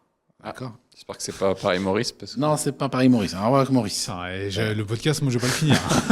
En fait, il y a beaucoup d'incompétences et honnêtement, je vais pas venir dire c'est à cause de la diversité et tout ça. C'est même pas ça. Honnêtement, il y a beaucoup d'incompétences. Mais elles viennent d'où? Elles viennent comme ceci. C'est les financiers. Tu en as parlé. En fait, si aujourd'hui j'ai un avion, par exemple le Neo sort. Et puis, il a plus d'électronique, plus d'automatisme et tout ça. Qu'est-ce que je vais faire? Je vais me dire, puisque l'avion sait faire ça, pourquoi ne pas recruter des pilotes, peut-être qui ne savent pas faire ça? Parce qu'ils me coûteraient moins cher. Au lieu d'avoir, si tu prends, je ne sais pas moi, le pilote du Boeing 707. Le Boeing 707, un avion terrible à piloter, pas ergonomique du tout. Les mecs devaient faire du calcul mental, maîtriser 50 trucs différents. Là, oui, c'est des cadors que tu devais recruter. Sauf que c'était des gens, tu ramenais 10 000 personnes, tu en gardais 2. Ils coûtaient très cher aussi, parce que c'est des gens qui étaient forts, intelligents, tout ça, qui auraient pu faire une autre carrière que l'aviation. Mais quand tu as un avion que tu peux, comme disait le chef pilote d'Airbus, il disait, pour la A320, même ma femme de ménage peut le piloter. Et je le crois. Hein. C'est pas très inclusif comme discours. Non, à l'époque, c'était plutôt un discours d'homme, c'était plus comme ça. Donc, si il a exprès fabriqué un avion très facile à piloter. Moi, si je suis financier, je regarde ça comment? Je me dis, bon, puisque ton avion est si facile à piloter, moi, je n'ai pas besoin de recruter plus que la femme de ménage. Si elle peut le piloter, prendre la femme de ménage, elle prend combien de l'or? Ramène-la. Voilà. On va essayer, tiens, on va dire, ça marche. En plus, c'est propre. Voilà. Donc, c'est ça. Donc, on voit les avions qui se modernisent, le niveau qui s'écroule, et ça va jusqu'à quand? Ça va jusqu'au moment où l'avion déconne. Parce que tous ces automatismes... On l'a perdu. Ah non. On l'a perdu là. La vanne, en plus, c'est propre. Pardon, excuse-moi. Ouais, pas de souci. Non, parce que Il est mort. vous prenez l'avion cet après-midi. Mais pourquoi vous avez sorti ce sujet? On aurait pu parler d'autre chose. Non, mais c'est très bien. Non, mais ça On m'a peut fait parler de tellement rire, Macron. la On peut vanne. parler de Macron. On peut parler de La femme Macron. de ménage. En plus, c'est propre, c'est magnifique. Allez. Donc, Non, en plus, c'est vrai que c'est vrai qu'on prend l'avion ce soir, c'est le non. sujet. Attends, moi je veux dire, je me suis retrouvé une fois avec des avocats. Fais-nous un peu peur, là, Attends, pour que je sois bien dans l'avion.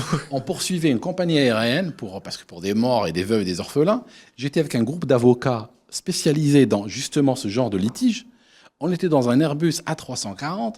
On a passé toute la nuit à parler d'accidents aériens, Putain. juste pour réaliser que les passagers étaient en train d'écouter. Ah ouais. Tu vois, donc c'est vrai que, parce qu'ils avaient tous leurs dossiers et tout ça. Ah oui, tu te rappelles, l'autre là. On s'en mord quand même. Rien à voir différent, j'ai vu un Reels passer sur le MH, je ne sais plus combien. Là. 170. Ah oui, un gros mystère de l'aviation. Ah bah, Oui, ça, oui. Pourquoi t'as pas fait de livre là-dessus? Ouais. Excuse-moi. Alors, du coup, Ouais, je t'ai vas-y, coupé. vas-y. Non, c'est juste que je ne suis pas mieux qu'un autre sur ça. hein. Tu n'as pas étudié le sujet? J'ai étudié le sujet, non, je l'ai Ouais. étudié et je suis tout aussi perdu que tout le monde. hein. Il y a Honnêtement. un père de famille qui a perdu sa femme et ses enfants. Ouais. J'ai vu une vidéo passer qui explique que le truc le plus plausible, c'est que en fait, ce sont les Américains, encore eux, qui l'auraient shooté parce qu'il y a soit quelque chose ou quelqu'un qui n'aurait pas dû arriver. Je crois que c'est à Pékin, je ne dis pas de bêtises. Bref, ça devait être en Chine, je crois. Quelqu'un n'aurait pas dû arriver et ils l'ont shooté. Ouais. Parce qu'il a été à tous les trucs, évidemment. Regarde, en fait, chaque fois qu'il y a un accident d'avion, tu prends un accident d'avion au hasard, tu prends les personnes, bon, typiquement, peu importe, classe économique, mais généralement, tu ferais mieux d'aller en first ou autre. Tu vas regarder les listes. Diplomate de l'ONU, ambassadeur, ex-général de je ne sais pas quelle armée, conseiller de je ne sais pas quel président, etc. Et tu vas toujours pouvoir construire le narratif de dire l'avion a été shooté pour que ce type-là meure. Et ça, tu peux le faire pour tous les crashs. Ouais. De sorte que ça ne devient pas, sur le plan épistémologique, ça ne devient pas une thèse différenciante. Parce que Ouais. tu peux les mettre. Oui, c'est vrai que dans le MH370, je peux trouver ça. Mais je peux aussi, dans l'Air France 447, Oui. je peux trouver pareil. Ouais. Je peux trouver un gars, dire, oh là, tu sais, celui-là... C'était pas son argument à lui, c'était sur le fait que déjà les recherches ont été totalement commanditées par en gros les pays du Commonwealth déjà. Donc en gros, tu sais, ça verrouille entre eux. Ils n'ont pas cherché au bon endroit, ils ont mis beaucoup de temps à chercher, tu vois. Comme quoi il y avait quelque chose, visiblement, tu vois. Ah, c'est vrai, moi je peux comprendre, tu sais, les familles, j'ai travaillé avec beaucoup des familles de victimes, parce que j'étais conseiller aussi pour des associations de victimes, j'en parle pas du tout sur le canal, il y a une raison, c'est que quand tu conseilles des personnes comme ça, tu as un devoir après de réserve Bien par sûr. rapport à leur dossier. Ouais. Tu peux pas venir parler du dossier. Ouais. Alors je peux bien sûr dire dans ma tête, je parle que de ce qui est public, Ouais. mais quand tu es exposé de l'intérieur à un dossier, tu te souviens plus ce qui est public, ce qui est, Ouais. ce qui est privé, tu vois, tu te rappelles plus. Donc je préfère ne pas en parler pour ne pas, par inadvertance, révéler des choses. Mais en même temps, les familles, c'est vrai que j'ai parlé à des familles, beaucoup sont brisées, sont détruites par ces drames, on ne réalise pas. Moi, dans le canal aviation, je parle que du côté technique. Mais le drame pour les familles des victimes, c'est terrible. J'ai parlé à un gars lors du Flash Airlines. Honnêtement, j'étais assis à une table avec un gars. Il avait un trousseau de clés comme ça, énorme, 3 maisons. Parce qu'il y avait 10, 11 personnes de sa famille qui étaient parties en Égypte. Et tout le monde lui laisse les clés en disant, écoute, toi tu restes, est-ce que tu peux pas aller arroser les plantes et tout et tout. Tout le monde meurt et sur toi avec les clés. D'accord. 3 maisons vides. Femmes, enfants, machin, tout le monde. Tu vois, je veux dire, tu t'assois avec des gens comme ça, c'est vrai que ça te... Alors moi, c'est pour ça que j'ai évité de parler du côté humain. Des fois, on me le reproche sur mon canal aviation. On me dit, ouais, Aldo, des fois, tu es un peu trop inhumain dans ton approche. Je suis une humain dans mon approche, ouais. Parce que j'ai vu le côté humain et sincèrement, tu n'as pas besoin de savoir. Et des fois, je préfère, quand je traite les accidents, honnêtement, je pars toujours avec le principe qu'il y a 0 mort dedans.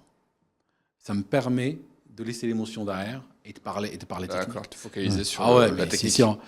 Si on parle humain, je ne tiens pas 3 minutes. Hein. C'est terrible, ces choses-là. C'est absolument atroce. Ouais. Avec le prix du pétrole et les normes écolo, plus l'inclusivité, est-ce que tu penses que l'aviation de masse, c'est fini? Et est-ce que nos enfants ou nos petits-enfants ne voyageront plus comme nous, on peut voyager aujourd'hui? Alors, je vois le risque idéologique est fort en Europe. Je ne le vois pas ailleurs. Je sais qu'il y a en Afrique des hubs énormes qui sont en train d'être construits. Et des fois, je me demande si ce n'est pas pour un monde post-Europe. Quand l'UE aura interdit à ses citoyens de voyager, elle aura détruit Charles de Gaulle, Londres, Francfort, comme des plateformes qui attirent du monde et tout. Je me demande si d'autres peuples ne se disent pas, on va récupérer le trafic passager, puisque ce continent ne veut pas exister économiquement dans le futur. Il y a des retombées, pourquoi ne pas nous positionner maintenant? Je crois que les Américains voyageront, on peut aller aux Émirats, on peut aller partout, voyager, aller à travers le monde et tout, mais c'est vrai que j'ai des doutes pour les Français, pour les Britanniques, les Allemands, qui sont de plus en plus dans une obsession climatique. D'ailleurs, même les Américains le remarquent. Est-ce que c'est pas passager, ça? C'est pas une mode qui va s'arrêter? J'espère que... Alors, elle passera, ça c'est sûr, je suis d'accord, elle passera, mais j'espère qu'elle passera avant que tout ne soit effondré. Parce que c'est vrai que c'est comme lorsque tu vois quelqu'un en train de se détruire, par exemple l'alcool ou d'autres substances.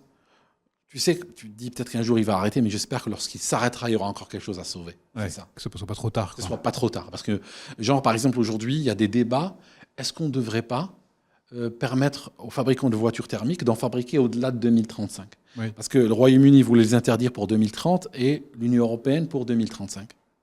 Ok, c'est bien les gars, mais il faut décider vite. Parce que les investissements industriels lourds, c'est des investissements longs. Ce n'est pas des start-up.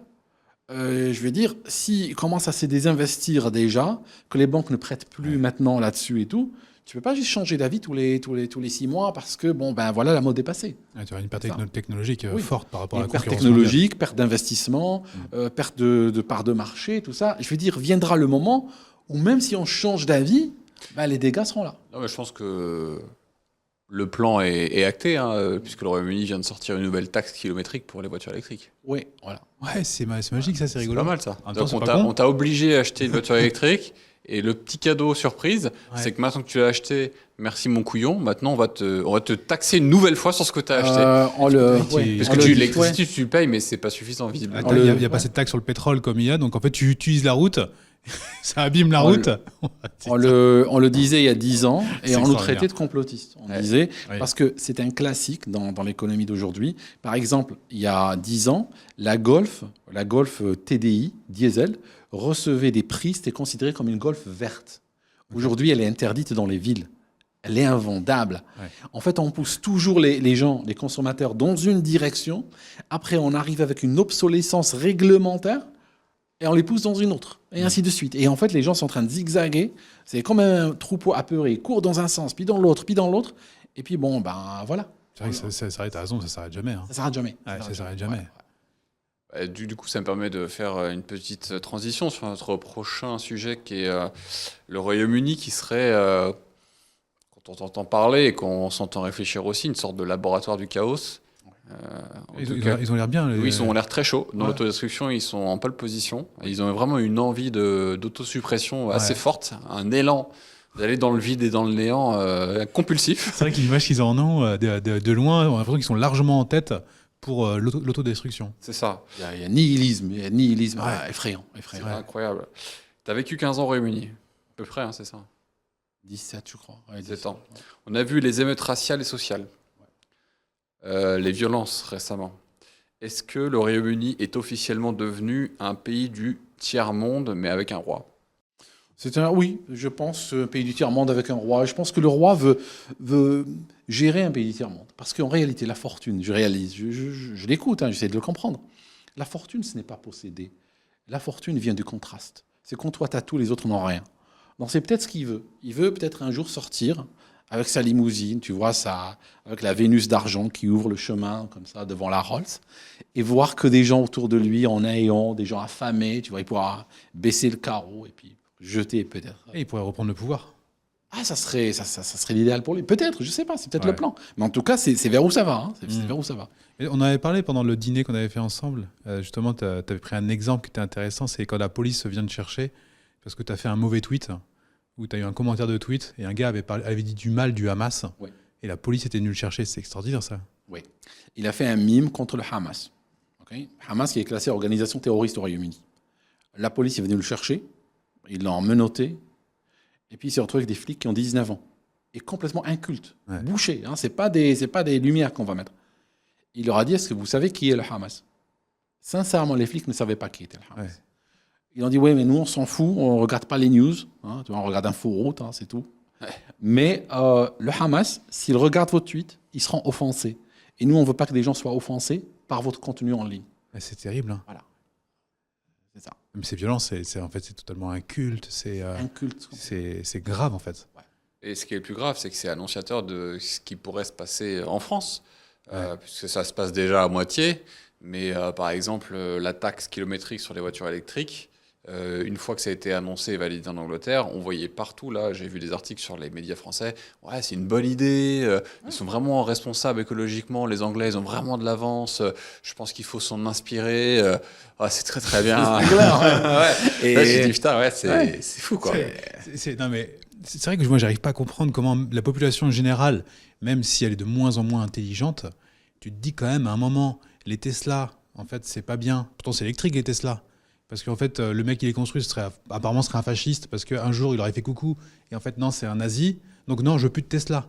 Mais en même temps, t'es un écolo. Enfin, il y a un moment, les gars, faut se décider, quoi. Tu vois. Soit t'as des valeurs, et bon, bah, je sais pas, mais ça me paraît lunaire. Et quand on voit le Royaume-Uni qui est en avance, on se dit, mais eux, ils vont dans le mur en beauté. Et je vais te dire, la prochaine théorie de conspiration qui deviendra vraie, c'est que pour le moment, ils ont commencé avec une facturation très faible au kilomètre, exprès pour faire accepter le principe, ce qui est un classique. Mais après, tu vas voir, ça va régulièrement augmenter jusqu'au moment où tu te demandes si tu as assez d'argent pour prendre ton véhicule. C'est ça. Ouais, c'est terrible. Du coup, tu vas le louer à l'État. Ouais, tu vas le louer à l'État. C'était un bon score. Si t'as un bon score, tu regardes aujourd'hui. Ouais. Oui, tu prends ta voiture de midi à 13h. T'as été gentil. Voilà. Si t'as pas trop tweeté, tu regardes. T'as pas fait une vidéo sur Daron de Bise. Voilà. Surtout qu'on ramène aujourd'hui l'identité numérique qui arrive au Royaume-Uni, qui sera imposée. Donc, ça permet de connecter tout ça. Il y a des caméras surveillance faciale à reconnaissance d'émotion qu'ils ont installées. Ah ouais? Ah oui, avec de l'IA. Ils sont en train de les installer. Tous les villages, toutes les rues, les villes auront des caméras avec reconnaissance faciale. On a des hôpitaux, des gens sont en train de mourir aujourd'hui. Des hôpitaux deviennent des mouroirs. Des gens meurent de faim, de froid. Mais on investit des milliards, on ramène des conteneurs de caméras tous les jours. Dès que le nouveau gadget de surveillance sort en Chine, dans la journée, il arrive à Londres. Mais ce qui est étonnant, c'est qu'on a cette volonté de contrôle, notamment on a le projet Chat Control, qui a été applaudi dès demain par toute l'Union européenne et l'épicentre, à savoir la France, l'Angleterre, l'Allemagne. Et pourtant, de l'autre côté, il n'y a jamais eu autant de violence dans ces sociétés, d'ensauvagement. Ouais. À quoi servent tous ces outils de contrôle s'ils ne font qu'accélérer la grande déchéance? Oui, c'est-à-dire ces outils de contrôle, on nous les vend en disant c'est pour améliorer la sécurité. Oui. En fait, on réalise que non, on a eu des crimes terribles devant des caméras de surveillance. Ça ne change rien, la caméra de surveillance. Mais c'est plus pour le contrôle de la population. Parce qu'on se dit, au point où on est en train de les appauvrir, ce qu'on est en train de leur faire, tôt ou tard, ils vont peut-être se lever, il y aura peut-être une révolution, il y aura peut-être des troubles. Et donc, si on a des caméras partout, si on a des bases de données et tout ça, on arrivera très vite à savoir qui sont les meneurs, on arrivera très vite à aller les arrêter, à leur bloquer leur identité numérique, à leur bloquer leur carte bancaire, à leur faire un score tel que il ne peut pas prendre le train, le bus, il ne peut pas acheter à manger. Donc en fait, c'est tout un arsenal. Et ça devient ce que certains appellent une prison island, l'île prison. Ouais. Voilà. Il manque juste les miradors. Mais je ne pense pas qu'ils le font de façon malveillante. Ça doit être fait par idéologie, en fait. Ils ont une idéologie. Tu vois, je suis en train de regarder une série là, sur Netflix, qui est une vieille série apparemment qui s'appelle Bodyguard. C'est un garde du corps de ministre de l'Intérieur. Et la ministre de l'Intérieur, elle doit être arrêtée parce que, en fait, il y a des attentats dans le pays, attentats islamistes, tu vois. Et elle veut un renforcement de la loi pour qu'il y ait plus, tu vois, de communication avec les services secrets. Donc en gros, les services secrets auraient des pouvoirs, tu vois, meilleurs. Tu vois, ils pourraient aller plus loin. Donc évidemment, ça joue aussi sur la vie privée des gens, tu vois. Mais tu sais, il y a un moment, il y a du danger. Il y a ce côté, tu vois, en effet, on veut protéger, mais on protège, mais ça protège pas plus. Je pense qu'il y a une incompétence générale et du court-termisme, tu vois, et une idéologie qui font qu'on va droit dans le mur. Tu vois, je trouve ça intéressant d'avoir plein de caméras dans la rue. Toi, tu pourrais te dire, tu vois, moi, par exemple, dans ma résidence à Maurice, il y a des caméras partout. Je me souviens quand Sarkozy voulait l'installer il y a 20 ans, je suis oh là, mais n'importe quoi et tout, c'est la liberté et tout. Au final, dans ma résidence, je suis content qu'il y ait des caméras partout, c'est-à-dire que mes enfants, ils sont en sécurité, tu vois. Ouais, mais au Royaume-Uni, ça ne nous apporte pas la sécurité. Au Royaume-Uni, on est en train de rejoindre cette image d'Épinal où tu vois des gamins en Afrique qui sont mal habillés, ils n'ont pas de quoi manger et tout ça, mais ils ont des armes dans la main. Donc tu vois, aujourd'hui au Royaume-Uni, on va devenir un pays pauvre, mais avec des caméras. On va avoir des caméras partout, des l'IA partout, mais...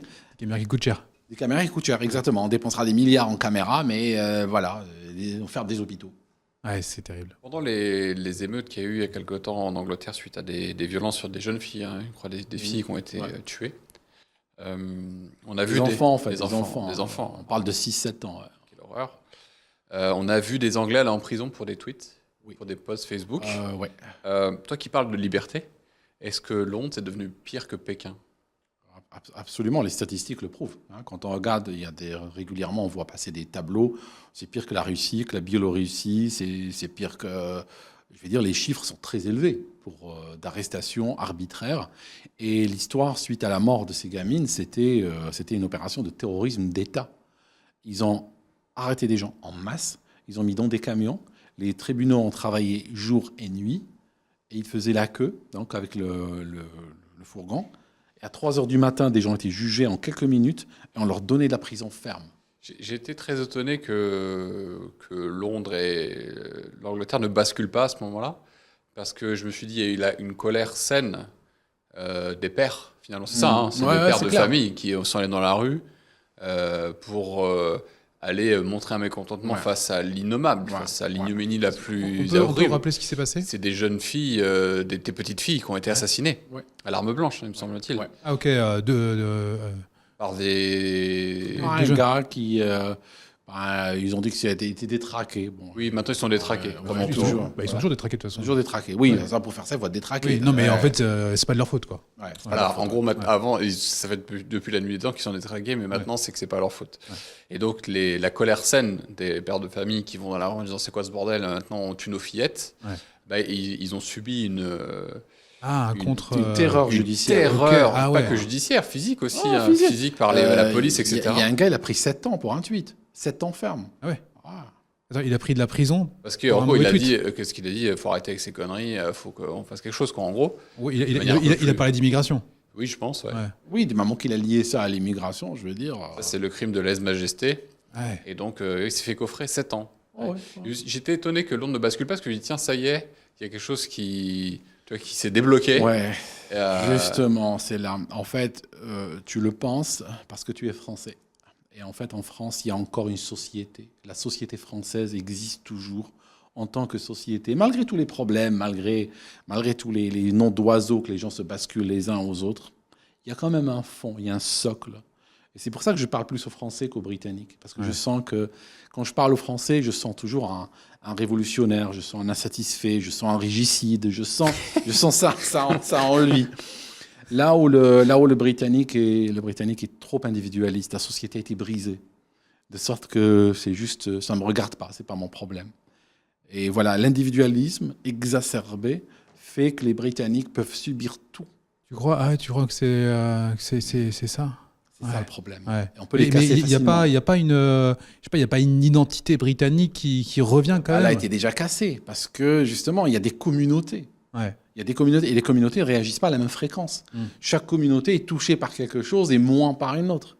Donc tu peux avoir une communauté qui se lève pour une raison, le lendemain sera une autre communauté pour une autre raison, mais tu les auras jamais toutes ensemble. Parce que tu as un système multicommunautaire, et bien forcément, voilà, ça a été fait exprès d'ailleurs. Comme ça, tu réduis le risque des révolutions. Par contre, le jour où il y a une vraie révolution, parce que toutes les communautés auront des raisons communes de se lever, bon là, les caméras, leurs caméras de surveillance, ils vont les bouffer. Hein. Ça va tourner à plein régime. Hein. Ouais, c'est clair. Il faudrait une cause commune. Ouais, en France, une cause commune, ouais. En France, je vois là, on arrive dans je pense que ça va aller vite. On arrive dans une guerre civile. Je ne sais pas quand est-ce qu'elle va arriver, mais je pense qu'elle va arriver beaucoup plus vite qu'on Tu vois une guerre civile carrément. En France, ouais. Bah, évidemment. Je voyais un mec qui faisait qui commence un peu à être connu là sur les réseaux, qui est bien marqué à droite. Il commence à avoir un discours devant la foule, tu sais, qui est en mode on se fait attaquer chez nous, ils croient qu'on va rester sans rien faire, tu vois.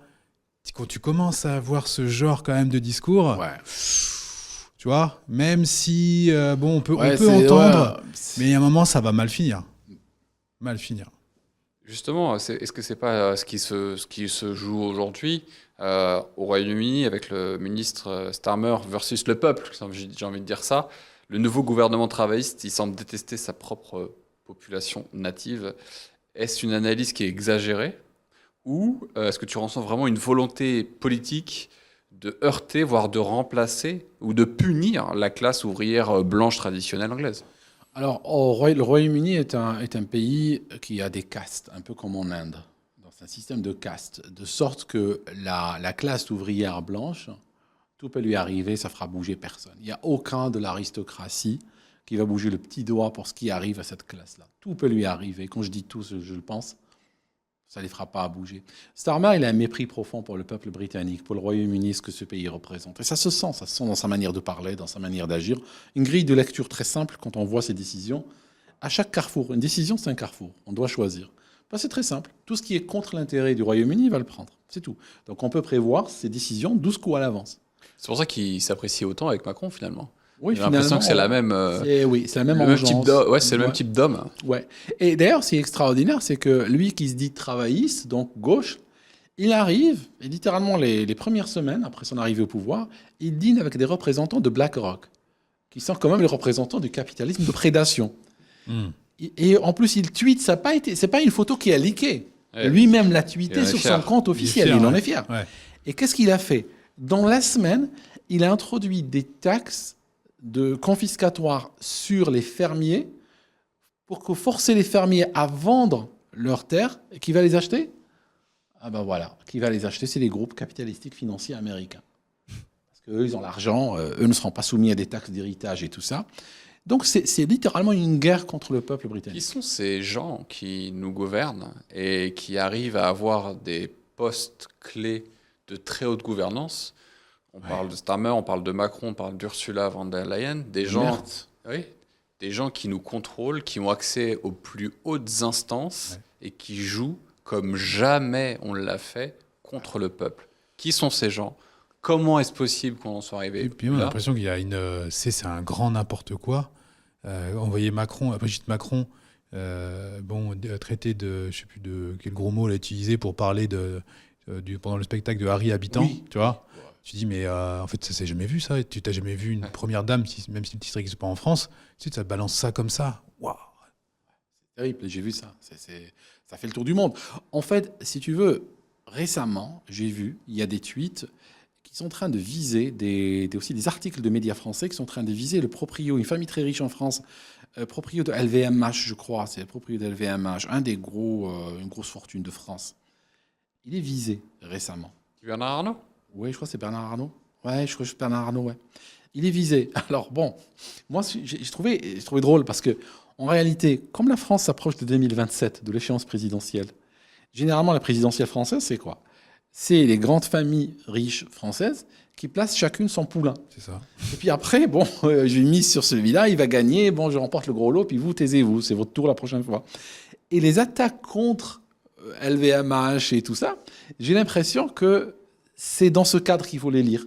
On commence déjà un petit peu à se donner des coups de coude. Donc c'est pas des gens qui viennent du peuple français en France. C'est des gens qui sont là pour représenter la haute finance, pour représenter des intérêts. Parce que c'est des gens, autant ils détruisent le pays, mais quand même quand on regarde certains groupes devenir de plus en plus riches, on voit qu'ils font quand même leur mission. Alors leur mission, c'est vrai, n'est pas dans l'intérêt de la France ou dans le peuple français, on est d'accord. Mais les gens qui l'ont commandité, ils sont très contents de lui, quoi. Voilà. Ouais, bien sûr. Bien sûr. Mais de toute façon, les grands groupes de presse appartiennent à des milliardaires.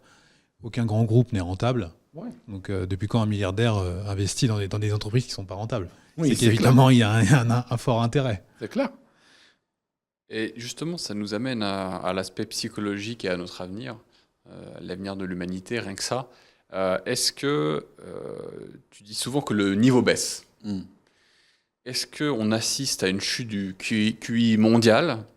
Est-ce que les gens sont biologiquement, chimiquement plus bêtes qu'il y a 20 ans? Est-ce que c'est les écrans, les perturbateurs endocriniens? Est-ce que c'est d'autres choses encore? Qu'est-ce qui se passe pour que le français et les autres soient plus cons qu'avant? Parce que en fait, oui, là, bon, c'est direct là, c'est là, on est là, tu poses des questions calmement, puis à la fin, comme à un moment donné, on se lâche. Mais écoute, c'est le même problème que le pilote de l'avion de ligne. Le pilote de 707 devait être plus fort, plus intelligent, plus adroit, plus que le pilote finalement de l'Airbus A350 Neo. C'est-à-dire, c'est le darwinisme social. Si on était dans les années 60, le darwinisme social, pour qu'il te pousse vers l'avant, il faut que tu sois capable de faire du calcul mental, que tu sois capable d'avoir cette très belle écriture qu'on voit dans les copies de l'époque, etc. Donc là, c'est ce qu'il faut. Mais aujourd'hui, on s'en fout. Si tu ne sais pas écrire, bon, c'est pas grave. Hein, c'est écrit dans un écran, de toute façon, sur un clavier. Tu n'as pas besoin d'être cultivé ou autre. Tu as de l'IA, t'inquiète pas. ChatGPT, il va t'aider, tout ça. Donc c'est vrai qu'on n'en a plus besoin. Et comme enfin, c'est l'illusion, en fait. On a l'impression qu'on peut se stupidifier tous collectivement. Et puis, de toute façon, on a l'IA à partir de maintenant, elle gère, quoi. Et c'est dangereux comme vision, quoi. C'est vrai que... Donc tu penses que tout est fait psychologiquement, technologiquement, pardon, pour que nous continuions dans cette pente descendante et que ça ne va pas s'améliorer? Est-ce que l'IA n'est pas une opportunité pour justement stopper la bêtisation de la société? C'est une opportunité très intéressante, d'accord. Moi, je sais que j'utilise l'IA, par exemple, pour faire des recherches. Avant, je googlais. Aujourd'hui, je demande à l'IA de faire une recherche approfondie, ça me trouve plus de sources et tout ça. Même si, pour être honnête, la phase curiosité de l'IA est un peu passée. Je peux même dire que j'utilise moins l'IA qu'il y a 6 mois, par exemple. Parce que beaucoup de bêtises, beaucoup de choses, qu'elle fait, hein, c'est pas un truc sur lequel on peut se reposer. Donc, l'effort intellectuel est toujours important. Hein, il faut le faire soi-même. Mais effectivement, ça dépend comment on l'utilise. Ça peut être une opportunité extraordinaire, ouais, mais sauf qu'on peut détruire les emplois avec ça. Ouais. Mais est-ce qu'on est vraiment plus bête qu'avant? Peut-être qu'on est moins... je sais pas si on est moins bête, mais peut-être qu'on est moins cultivé qu'avant. On a moins de conscience qu'avant, moins de conscience des enjeux sociétaux, moins de conscience des enjeux historiques, moins de conscience de la géostratégie. On voit peut-être juste devant son nez, peut-être l'horizon s'est raccourci, parce qu'on a la génération TikTok, des gens qui veulent la gratification immédiate, ils veulent regarder une vidéo, et puis si ça dure plus que 10 secondes, ils n'ont pas le temps, ils n'arrivent même pas à se concentrer dessus. Donc si tu veux comprendre un enjeu stratégique qui exige de lire un livre de 500 pages, t'as pas beaucoup de monde, tu vois, c'est déjà une barrière à l'entrée. Donc effectivement, quand on regarde, je sais pas, moi, j'ai pas envie de citer de nom, mais quand on regarde les dirigeants européens aujourd'hui, t'as des mecs, ils n'auraient même pas été pris comme à la cafétéria d'un bâtiment sensible gouvernemental à l'époque de la guerre froide. Je veux dire, mais est-ce que c'est pas justement un changement c'est une vraie question que je me pose. Est-on vraiment plus bête qu'avant, ou est-ce que les codes n'ont pas justement changé? Tu vois, quand je vois la fin de règne de Emmanuel Macron, c'est extrêmement poussif dans son comportement, dans ce qu'il fait. Il va courir en Chine comme un dératé. Sa femme qui lui met une baffe dans un avion. Il était beaucoup plus contenu à l'ancienne il y a 10 ans. Évidemment, tu vois. Je suis assez d'accord avec toi. Quand il a démarré en 2017, tu pouvais voir que il était foufou. Ouais, mais la prestance d'un chef d'État. Exactement. Ouais. Alors que là, il est complètement sorti de son rôle. Il court dans la rue à New York. Sa femme qui est en train d'insulter... tu vois, les minces... bon, après, chacun son avis, mais tu dis, mais... Et on a l'impression que c'est un petit peu ça partout. Est-ce qu'il n'y a pas un changement de mode de communication? Parce qu'un idiot dans les années 60, il n'a pas... un idiot, je dis quelqu'un qui n'est pas cultivé dans les années 60, qui grandit dans une ferme, tout seul, au milieu de nulle part, où sa famille n'a pas de connaissances, c'est compliqué de sortir de cette condition-là, tu vois. Alors qu'aujourd'hui, tu vois, est-ce qu'on n'a pas un regard qui est un peu différent? Est-ce que les choses n'ont pas changé? Est-ce que, si on prend l'exemple du QI, peut-être que le QI baisse. Mais le QI, c'est un truc logique. Il n'y a pas que ça qui compte dans la vie. Tu vois ? Je pense que c'est un peu plus complexe. On a toujours tendance à dire que on s'abrutise. Alors c'est vrai que quand tu vois certains députés dans l'hémicycle, tu te dis bah ouais c'est compliqué, tu vois. Mais Très. ouais, non mais c'est vrai. Quand l'autre qui n'aime pas qui est Pétain, tu fais waouh, ouais, c'est vrai que c'est violent. Mais est-ce que c'est pas justement dans notre société où on a de l'information tout le temps, où même notre cerveau s'est habitué en fait à avoir déjà ce matin, j'ai 30 infos différentes qui sont rentrées, alors qu'avant j'en avais qu'une. Ça aurait fait toute la matinée, on n'aurait parlé que de ça. Et là il y en a tellement, tu vois, qu'on s'arrête sur plein de petites choses. J'ouvre le débat, chers amis. Oui, bah c'est intéressant. Tu as quelque chose à rajouter là-dessus? Non, j'aime bien ta vision. C'est peut-être juste un nouveau mode de fonctionnement. C'est humain. On va pas dire les gens sont bêtes, les gens sont. Mais il y a de vrais problèmes. Il y a de vrais problèmes dans notre société. Des enjeux nouveaux. Je sais pas, moi, j'ai vu que, je vais pas citer le nom du site, mais il y a un site, par exemple, où les femmes vont vendre leurs photos, n'est-ce pas? Eh ben aujourd'hui, ce site-là, il pèse, qui a été créé au Royaume-Uni. Hein. Là, aux États-Unis, on a créé, je sais pas moi, le cloud AWS, on a créé Azure, on a créé Microsoft, Oracle, Salesforce, tout ça. Eux, ils ont créé ce site. Et je veux dire, ce site aujourd'hui, il référenterait plus d'argent que le PIB de l'Islande. Là, il y a un problème, il y a un effondrement. Tu parles de OnlyFans ? Ouais. Il y a un effondrement, on a un effondrement moral, on a un effondrement économique, on a un effondrement spirituel. Et alors là, peut-être qu'on le perçoit comme de la bêtise au départ, mais cette bêtise-là avec un grand B, une fois qu'on commence à ouvrir tous les volets, on réalise qu'on est en train de nous effondrer sur beaucoup de plans. On a la pente descendante du capitalisme qui fait qu'au Canada, il y a une explosion des gens qui disent loup, appartement, chambre, machin, que pour femmes. D'accord ? En échange de ses charmes, tu vois ? Je vais dire, attends, si aujourd'hui, pour obtenir un toit sur sa tête, il faut coucher avec le proprio, là, on a quand même atteint. Et après, on dit, oui, des pays du G7 ou des pays développés, machin, ils ont de l'argent, ils ont des trilliards. Non, il faut arrêter, quoi. Je vais dire... Tu vois, moi, évidemment, je partage ce que tu dis. Mais par contre, je me fais vraiment l'avocat du diable.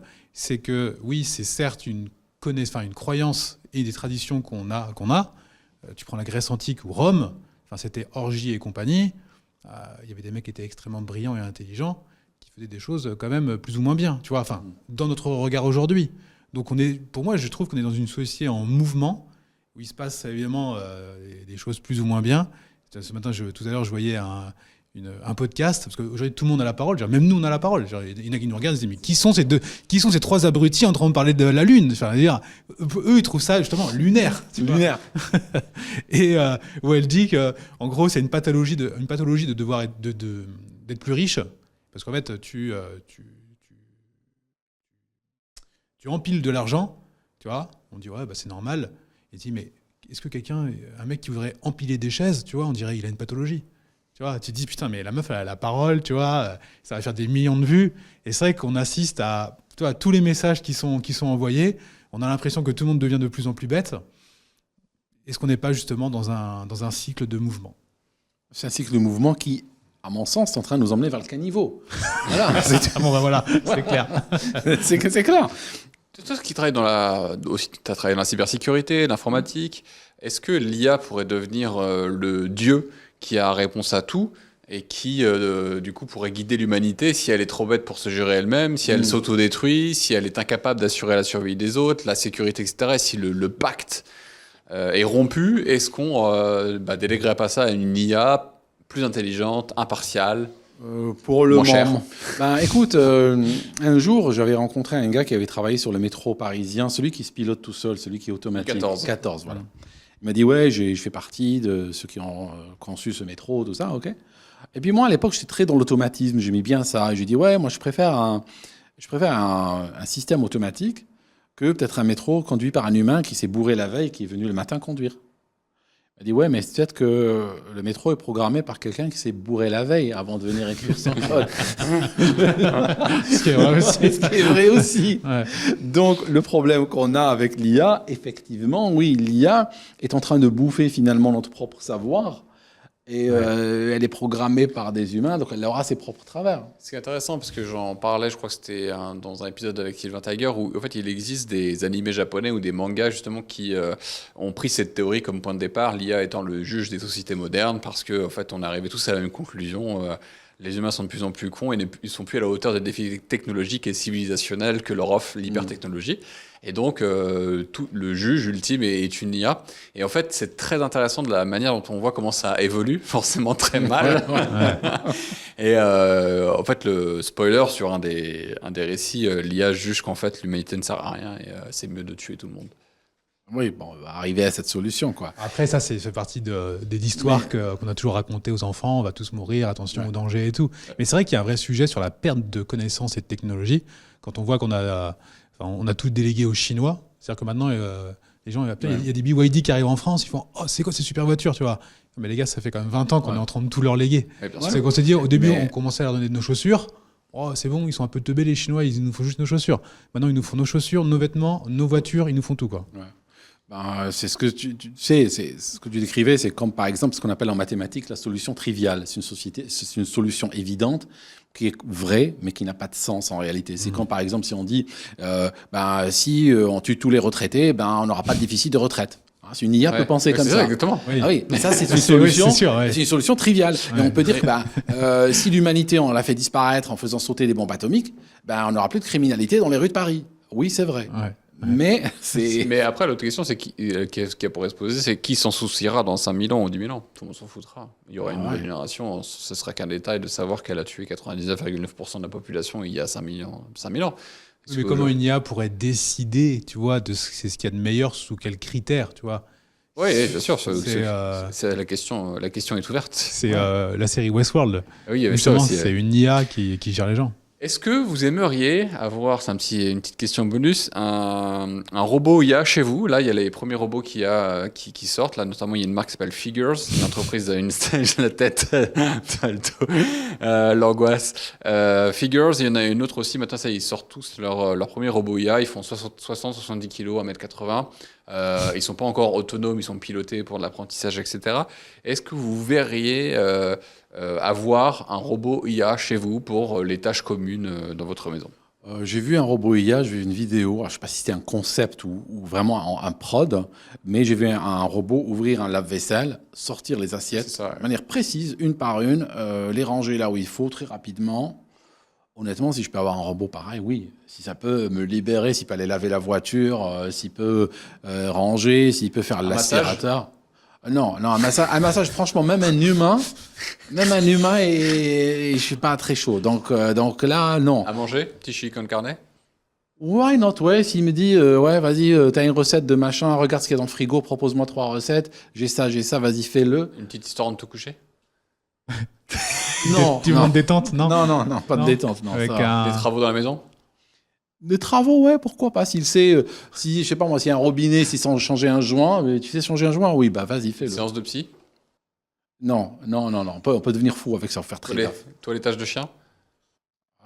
Non, le pauvre chien, non. J'ai peur qu'il s'emballe ou il fasse du mal au chien, quoi. Il y a un bug à la ligne, c'est insensé. Je lui ai raccourci la queue. C'était plus esthétique. Ouais. Jardinier? Ouais, pourquoi pas, ouais, jardinier, ouais. Il est capable de faire ça. Ouais. Assistant entrepreneur? Je suis pas convaincu. Cadreur? Vidéaste? Cadreur, non. Vidéo? Il y a de l'art derrière. Mais est-ce que l'IA ne peut pas être plus artiste que toi? Elle est répétitive, l'IA. Tu commences à la voir elle peut imiter. Et ça peut même t'impressionner la première fois. Mais au bout de quelques fois, tu réalises qu'elle est trop répétitive, trop monotone. Donc c'est ça. En tout cas, je vois déjà Gemini. Ils sont en alerte rouge chez OpenAI parce que putain, le mec, il y a des trucs qu'ils ont sortis là, on n'a pas compris. Et c'est Alex qui a préparé ce podcast. Et à un moment, il m'envoie un screen sur toi. Oui. Et quand je regarde, je fais oh. Et après, il me répond direct, il fait c'est incroyable, ça me fait limite peur. Je fais putain, mais moi aussi, tu vois. En fait, tu sais ce qu'il m'a dit? Ouais. Il m'a dit surtout, laisse Aldostéron parler des détails techniques. Il adore parler des petits Ouais. boulons et Exact, des, c'est ça. des choses comme ça. Faut te le lire, Ça attends. va ajouter Ouais. une. Non, je te jure que c'est vrai. Mais je l'ai pas fait. Je l'ai pas non, fait. non, mais on t'a bien laissé parler. Et tu vois, il m'a donné une erreur parce que justement, au début, j'ai vu, tiens, il a pas rebondi sur mes 10 secondes qui n'existaient pas. Et c'était pas toi. Les 10 secondes qui n'existaient pas sur Apollo, c'est quelqu'un d'autre. Et visiblement, il faisait les compteurs quand les personnes calculaient, attention, il reste plus que 30 secondes de carburant, 20 secondes de carburant. Un mec qui aurait repris les audios, c'est pas toi, on est d'accord? Non, c'est pas Ok. moi. Il J'en a ai pas repris parlé. des audios. Et il a dit, mais putain, mais il manque 10 secondes là-dedans. En fait, il y a 10 secondes qu'il n'y a pas de carburant, tu vois. Et lui, il était persuadé, j'étais bien sûr, t'as bien vérifié, machin. Et les 10 secondes qui n'existaient pas, c'était pas toi. Ah, c'était pas moi, non. Il a dit clairement, bon, il est plus ou moins gentil d'ailleurs. Aldo aime la précision. Sur la partie lune et aviation, laisse-le dérouler ses arguments techniques. Il adore parler boulon, pression atmosphérique, code informatique. C'est là qu'il est le plus crédible et le moins caricatural. Le moins caricatural. Tu vois, la petite claque au passage. T'as vu comment ils nous traitent, nous les humains? Ouais. Saloperie. Ouais. Et toi, tu ferais un robot IA chez toi? Ouais, je pense, ouais. Donc, Juste, avec 2 jambes, 2 bras? Ouais, mais je suis pas sûr que je le garderai longtemps. Enfin, c'est vraiment pour tester si c'est vraiment utile ou pas. Je serais quand même du genre à tester. Je sais pas si ce sera en compagnie de mes enfants, tu vois. Avec mes enfants dans la maison, je suis pas sûr. Sans enfants, si mes enfants sont plus grands et testent un robot IA, pourquoi pas, ouais, pourquoi pas. Parce que je suis un curieux, j'aime la technologie, j'aime quand c'est que c'est intelligent, ça rend service. Mais avec précaution, je pense. Je pense avec précaution. Il y a plein de trucs à la con que j'aimerais ne pas faire et je pense que ça peut être intéressant, en tout cas de tester l'expérience, ouais. Moi, je ne crois pas que ce robot soit commercialisable et qu'il ait du succès. Aujourd'hui, non, mais dans 15 ans, 10 ans. Je pense qu'on verra, hein, mais... J'ai envie de le commander quand j'ai vu le... Ouais, non, mais au début, quand on dit « Ah, c'est génial de voir ça », mais un truc qui devient un humanoïde, Ouais. déjà, le truc, il va être programmé aussi pour devenir un humain. Donc, un humain qui peut péter un câble à tout moment. Tu vois, tu sais jamais ce qui peut arriver. Par contre, avoir une tondeuse, tu vois, je préfère avoir une tondeuse automatique gérée par IA, tu vois, tac-tac. Il y a moins de chances qu'elle prenne le couteau dans la cuisine pour planter, ça c'est sûr. Voilà, tu vois. Pendant que tu dors. Tu vois, alors après, je sais pas, un truc, comment faire la cuisine en IA, j'en sais rien, mais si tu dois déjà avoir, tu sais, un truc qui ressemble à l'humain, je pense que le niveau d'acceptation dans les foyers, enfin... Il y a eu débat au sujet de l'info que je vais te donner. Donc, il y a eu débat, je la donne entre parenthèses, entre guillemets. Il paraît qu'il y a eu des humanoïdes fabriqués en Iran, IA, très performants. En Et Iran, après, ah ouais. ouais, en Iran. Après, ils ont été exposés. Après, ils ont réalisé que c'était des humains qui se cachaient sous Oh, une putain. carcasse de robot. Mais que c'était des vrais humains. Après, les Chinois, ils ont fait quand même... les Chinois, ils sont au-dessus. Ils ont quand même des robots qui courent, là. Ils ont Ils ont des- fait ouais, une sorte puis de ils ont JO des- des robots, là. Ils ont des Dark Factory aussi. Ouais, aussi. Dark Il y Factory. a les militaires qui s'intéressent à ça aussi. Hein, parce Bah, que tu t'imagines, m'étonnes. Au niveau de l'armée. Bah, tu vois déjà maintenant les batailles de drones, imagine avec en plus des humanoïdes et tout. C'est tu passes en avion, tu bombardes avec ces machins qui tombent au bout d'un Bien sûr. parachute, et puis après, ils commencent à courir, t'envoies l'image en temps réel. Ouais. Tu cliques comme le carnage. Le carnage. D'ailleurs, mais ça fait partie pour moi aussi du narratif Union européenne. On est tellement à la ramasse qu'il va falloir commencer à mettre du budget là-dessus. Et si tu ne vends pas une menace aux Européens, ils vont pas comprendre qu'on veuille dépenser des milliards et des milliards là-dedans. Ils veulent nous faire peur avec notre bon vieux Vladimir, mais il suffit de livrer une bonne grosse cargaison par les airs des mêmes robots qui travaillent jour et nuit par la Dark Factory en leur mettant un fusil dans les mains. Je peux te dire que la menace, elle est autrement plus. Ouais. Non, mais compliqué. justement, l'Europe a besoin de se défendre à cette ère où C'est sûr. si les Chinois ils sont avec des robots, tu vois, des glingos. On trouvera leur point faible, hein, on l'attaquera par derrière, on le mettra dans l'eau, je sais pas, il y a quelque chose, je suis sûr. Ouais, enfin bon. Va en falloir des humains pour battre des robots, tu vois. Ça, c'est sûr. Aldo, pour le gars qui n'a pas tes moyens, ou nos moyens, notre capacité peut-être financière à notre humble niveau, hein, bien sûr, mais qui ne peuvent pas partir à Maurice ou à Dubaï pour échapper à cet asile de fous, quel serait ton conseil de stoïcien? Comment on garde sa santé mentale dans un monde qui devient de plus en plus D'accord. fou? Les premiers conseils, et c'est vrai que on parle beaucoup de partez, mais je sais que ce n'est pas toujours possible. D'ailleurs, des fois, quand j'ai des personnes en consulting, honnêtement, dans des fois la moitié des cas par moment, hein, c'est moi qui leur dis non. Ils viennent me consulter pour partir et je leur dis non. Dans votre cas, je ne pense pas que ça serait adapté à votre situation de partir. Parce qu'il y a quand même des éléments qui font que tu te dis non. Ils ne peuvent pas partir. Mais il y a moyen de faire autrement. Par exemple, quitter les villes, habiter dans des campagnes, essayer dans la mesure du possible de travailler pour soi. On n'est pas obligé d'aller à Dubaï ou à Maurice pour travailler pour soi. On peut le faire depuis la France. On peut avoir sa petite structure. Et là, on est plus indépendant, on dort mieux. On connaît l'état de ses finances. On sait que si on est en train de traverser une bonne époque ou une mauvaise époque, tous les business font ça. Mais au moins, on sait que demain matin, on ne va pas se faire convoquer par un manager flanqué d'une nana des ressources humaines qui nous disent c'est terminé, au revoir, il y a un plan social. Au moins ça, donc on dort mieux. Éviter le crédit. Essayer de vivre dans ses moyens, et je dirais même vivre en dessous de ses moyens.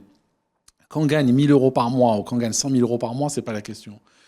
Je préfère quelqu'un qui gagne, je ne sais pas, 1,5 fois le SMIC, mais qui vit largement en dessous de ses moyens, que quelqu'un qui gagne 10 000 euros par mois, mais qui va les claquer les 5 premiers jours du mois, et puis qui va s'endetter et tout ça, parce que ça devient après quelque chose de stressant, quelque chose qui va nous aliéner. Donc éviter les crédits, les machins comme ça, et aller vers des choses simples.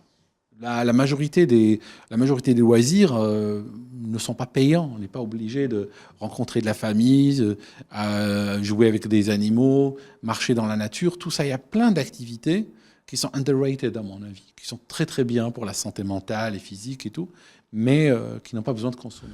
Juste simplement développer les liens familiaux, l'amour dans la famille, c'est gratuit. Hein. Ouais, c'est gratuit, absolument. C'est gratuit. Une communauté, comme on en parlait avec un podcast avec Kémil, sa communauté, sa famille, ses liens, auto-entreprise, c'est bien. Effectivement, marcher en forêt, méditer.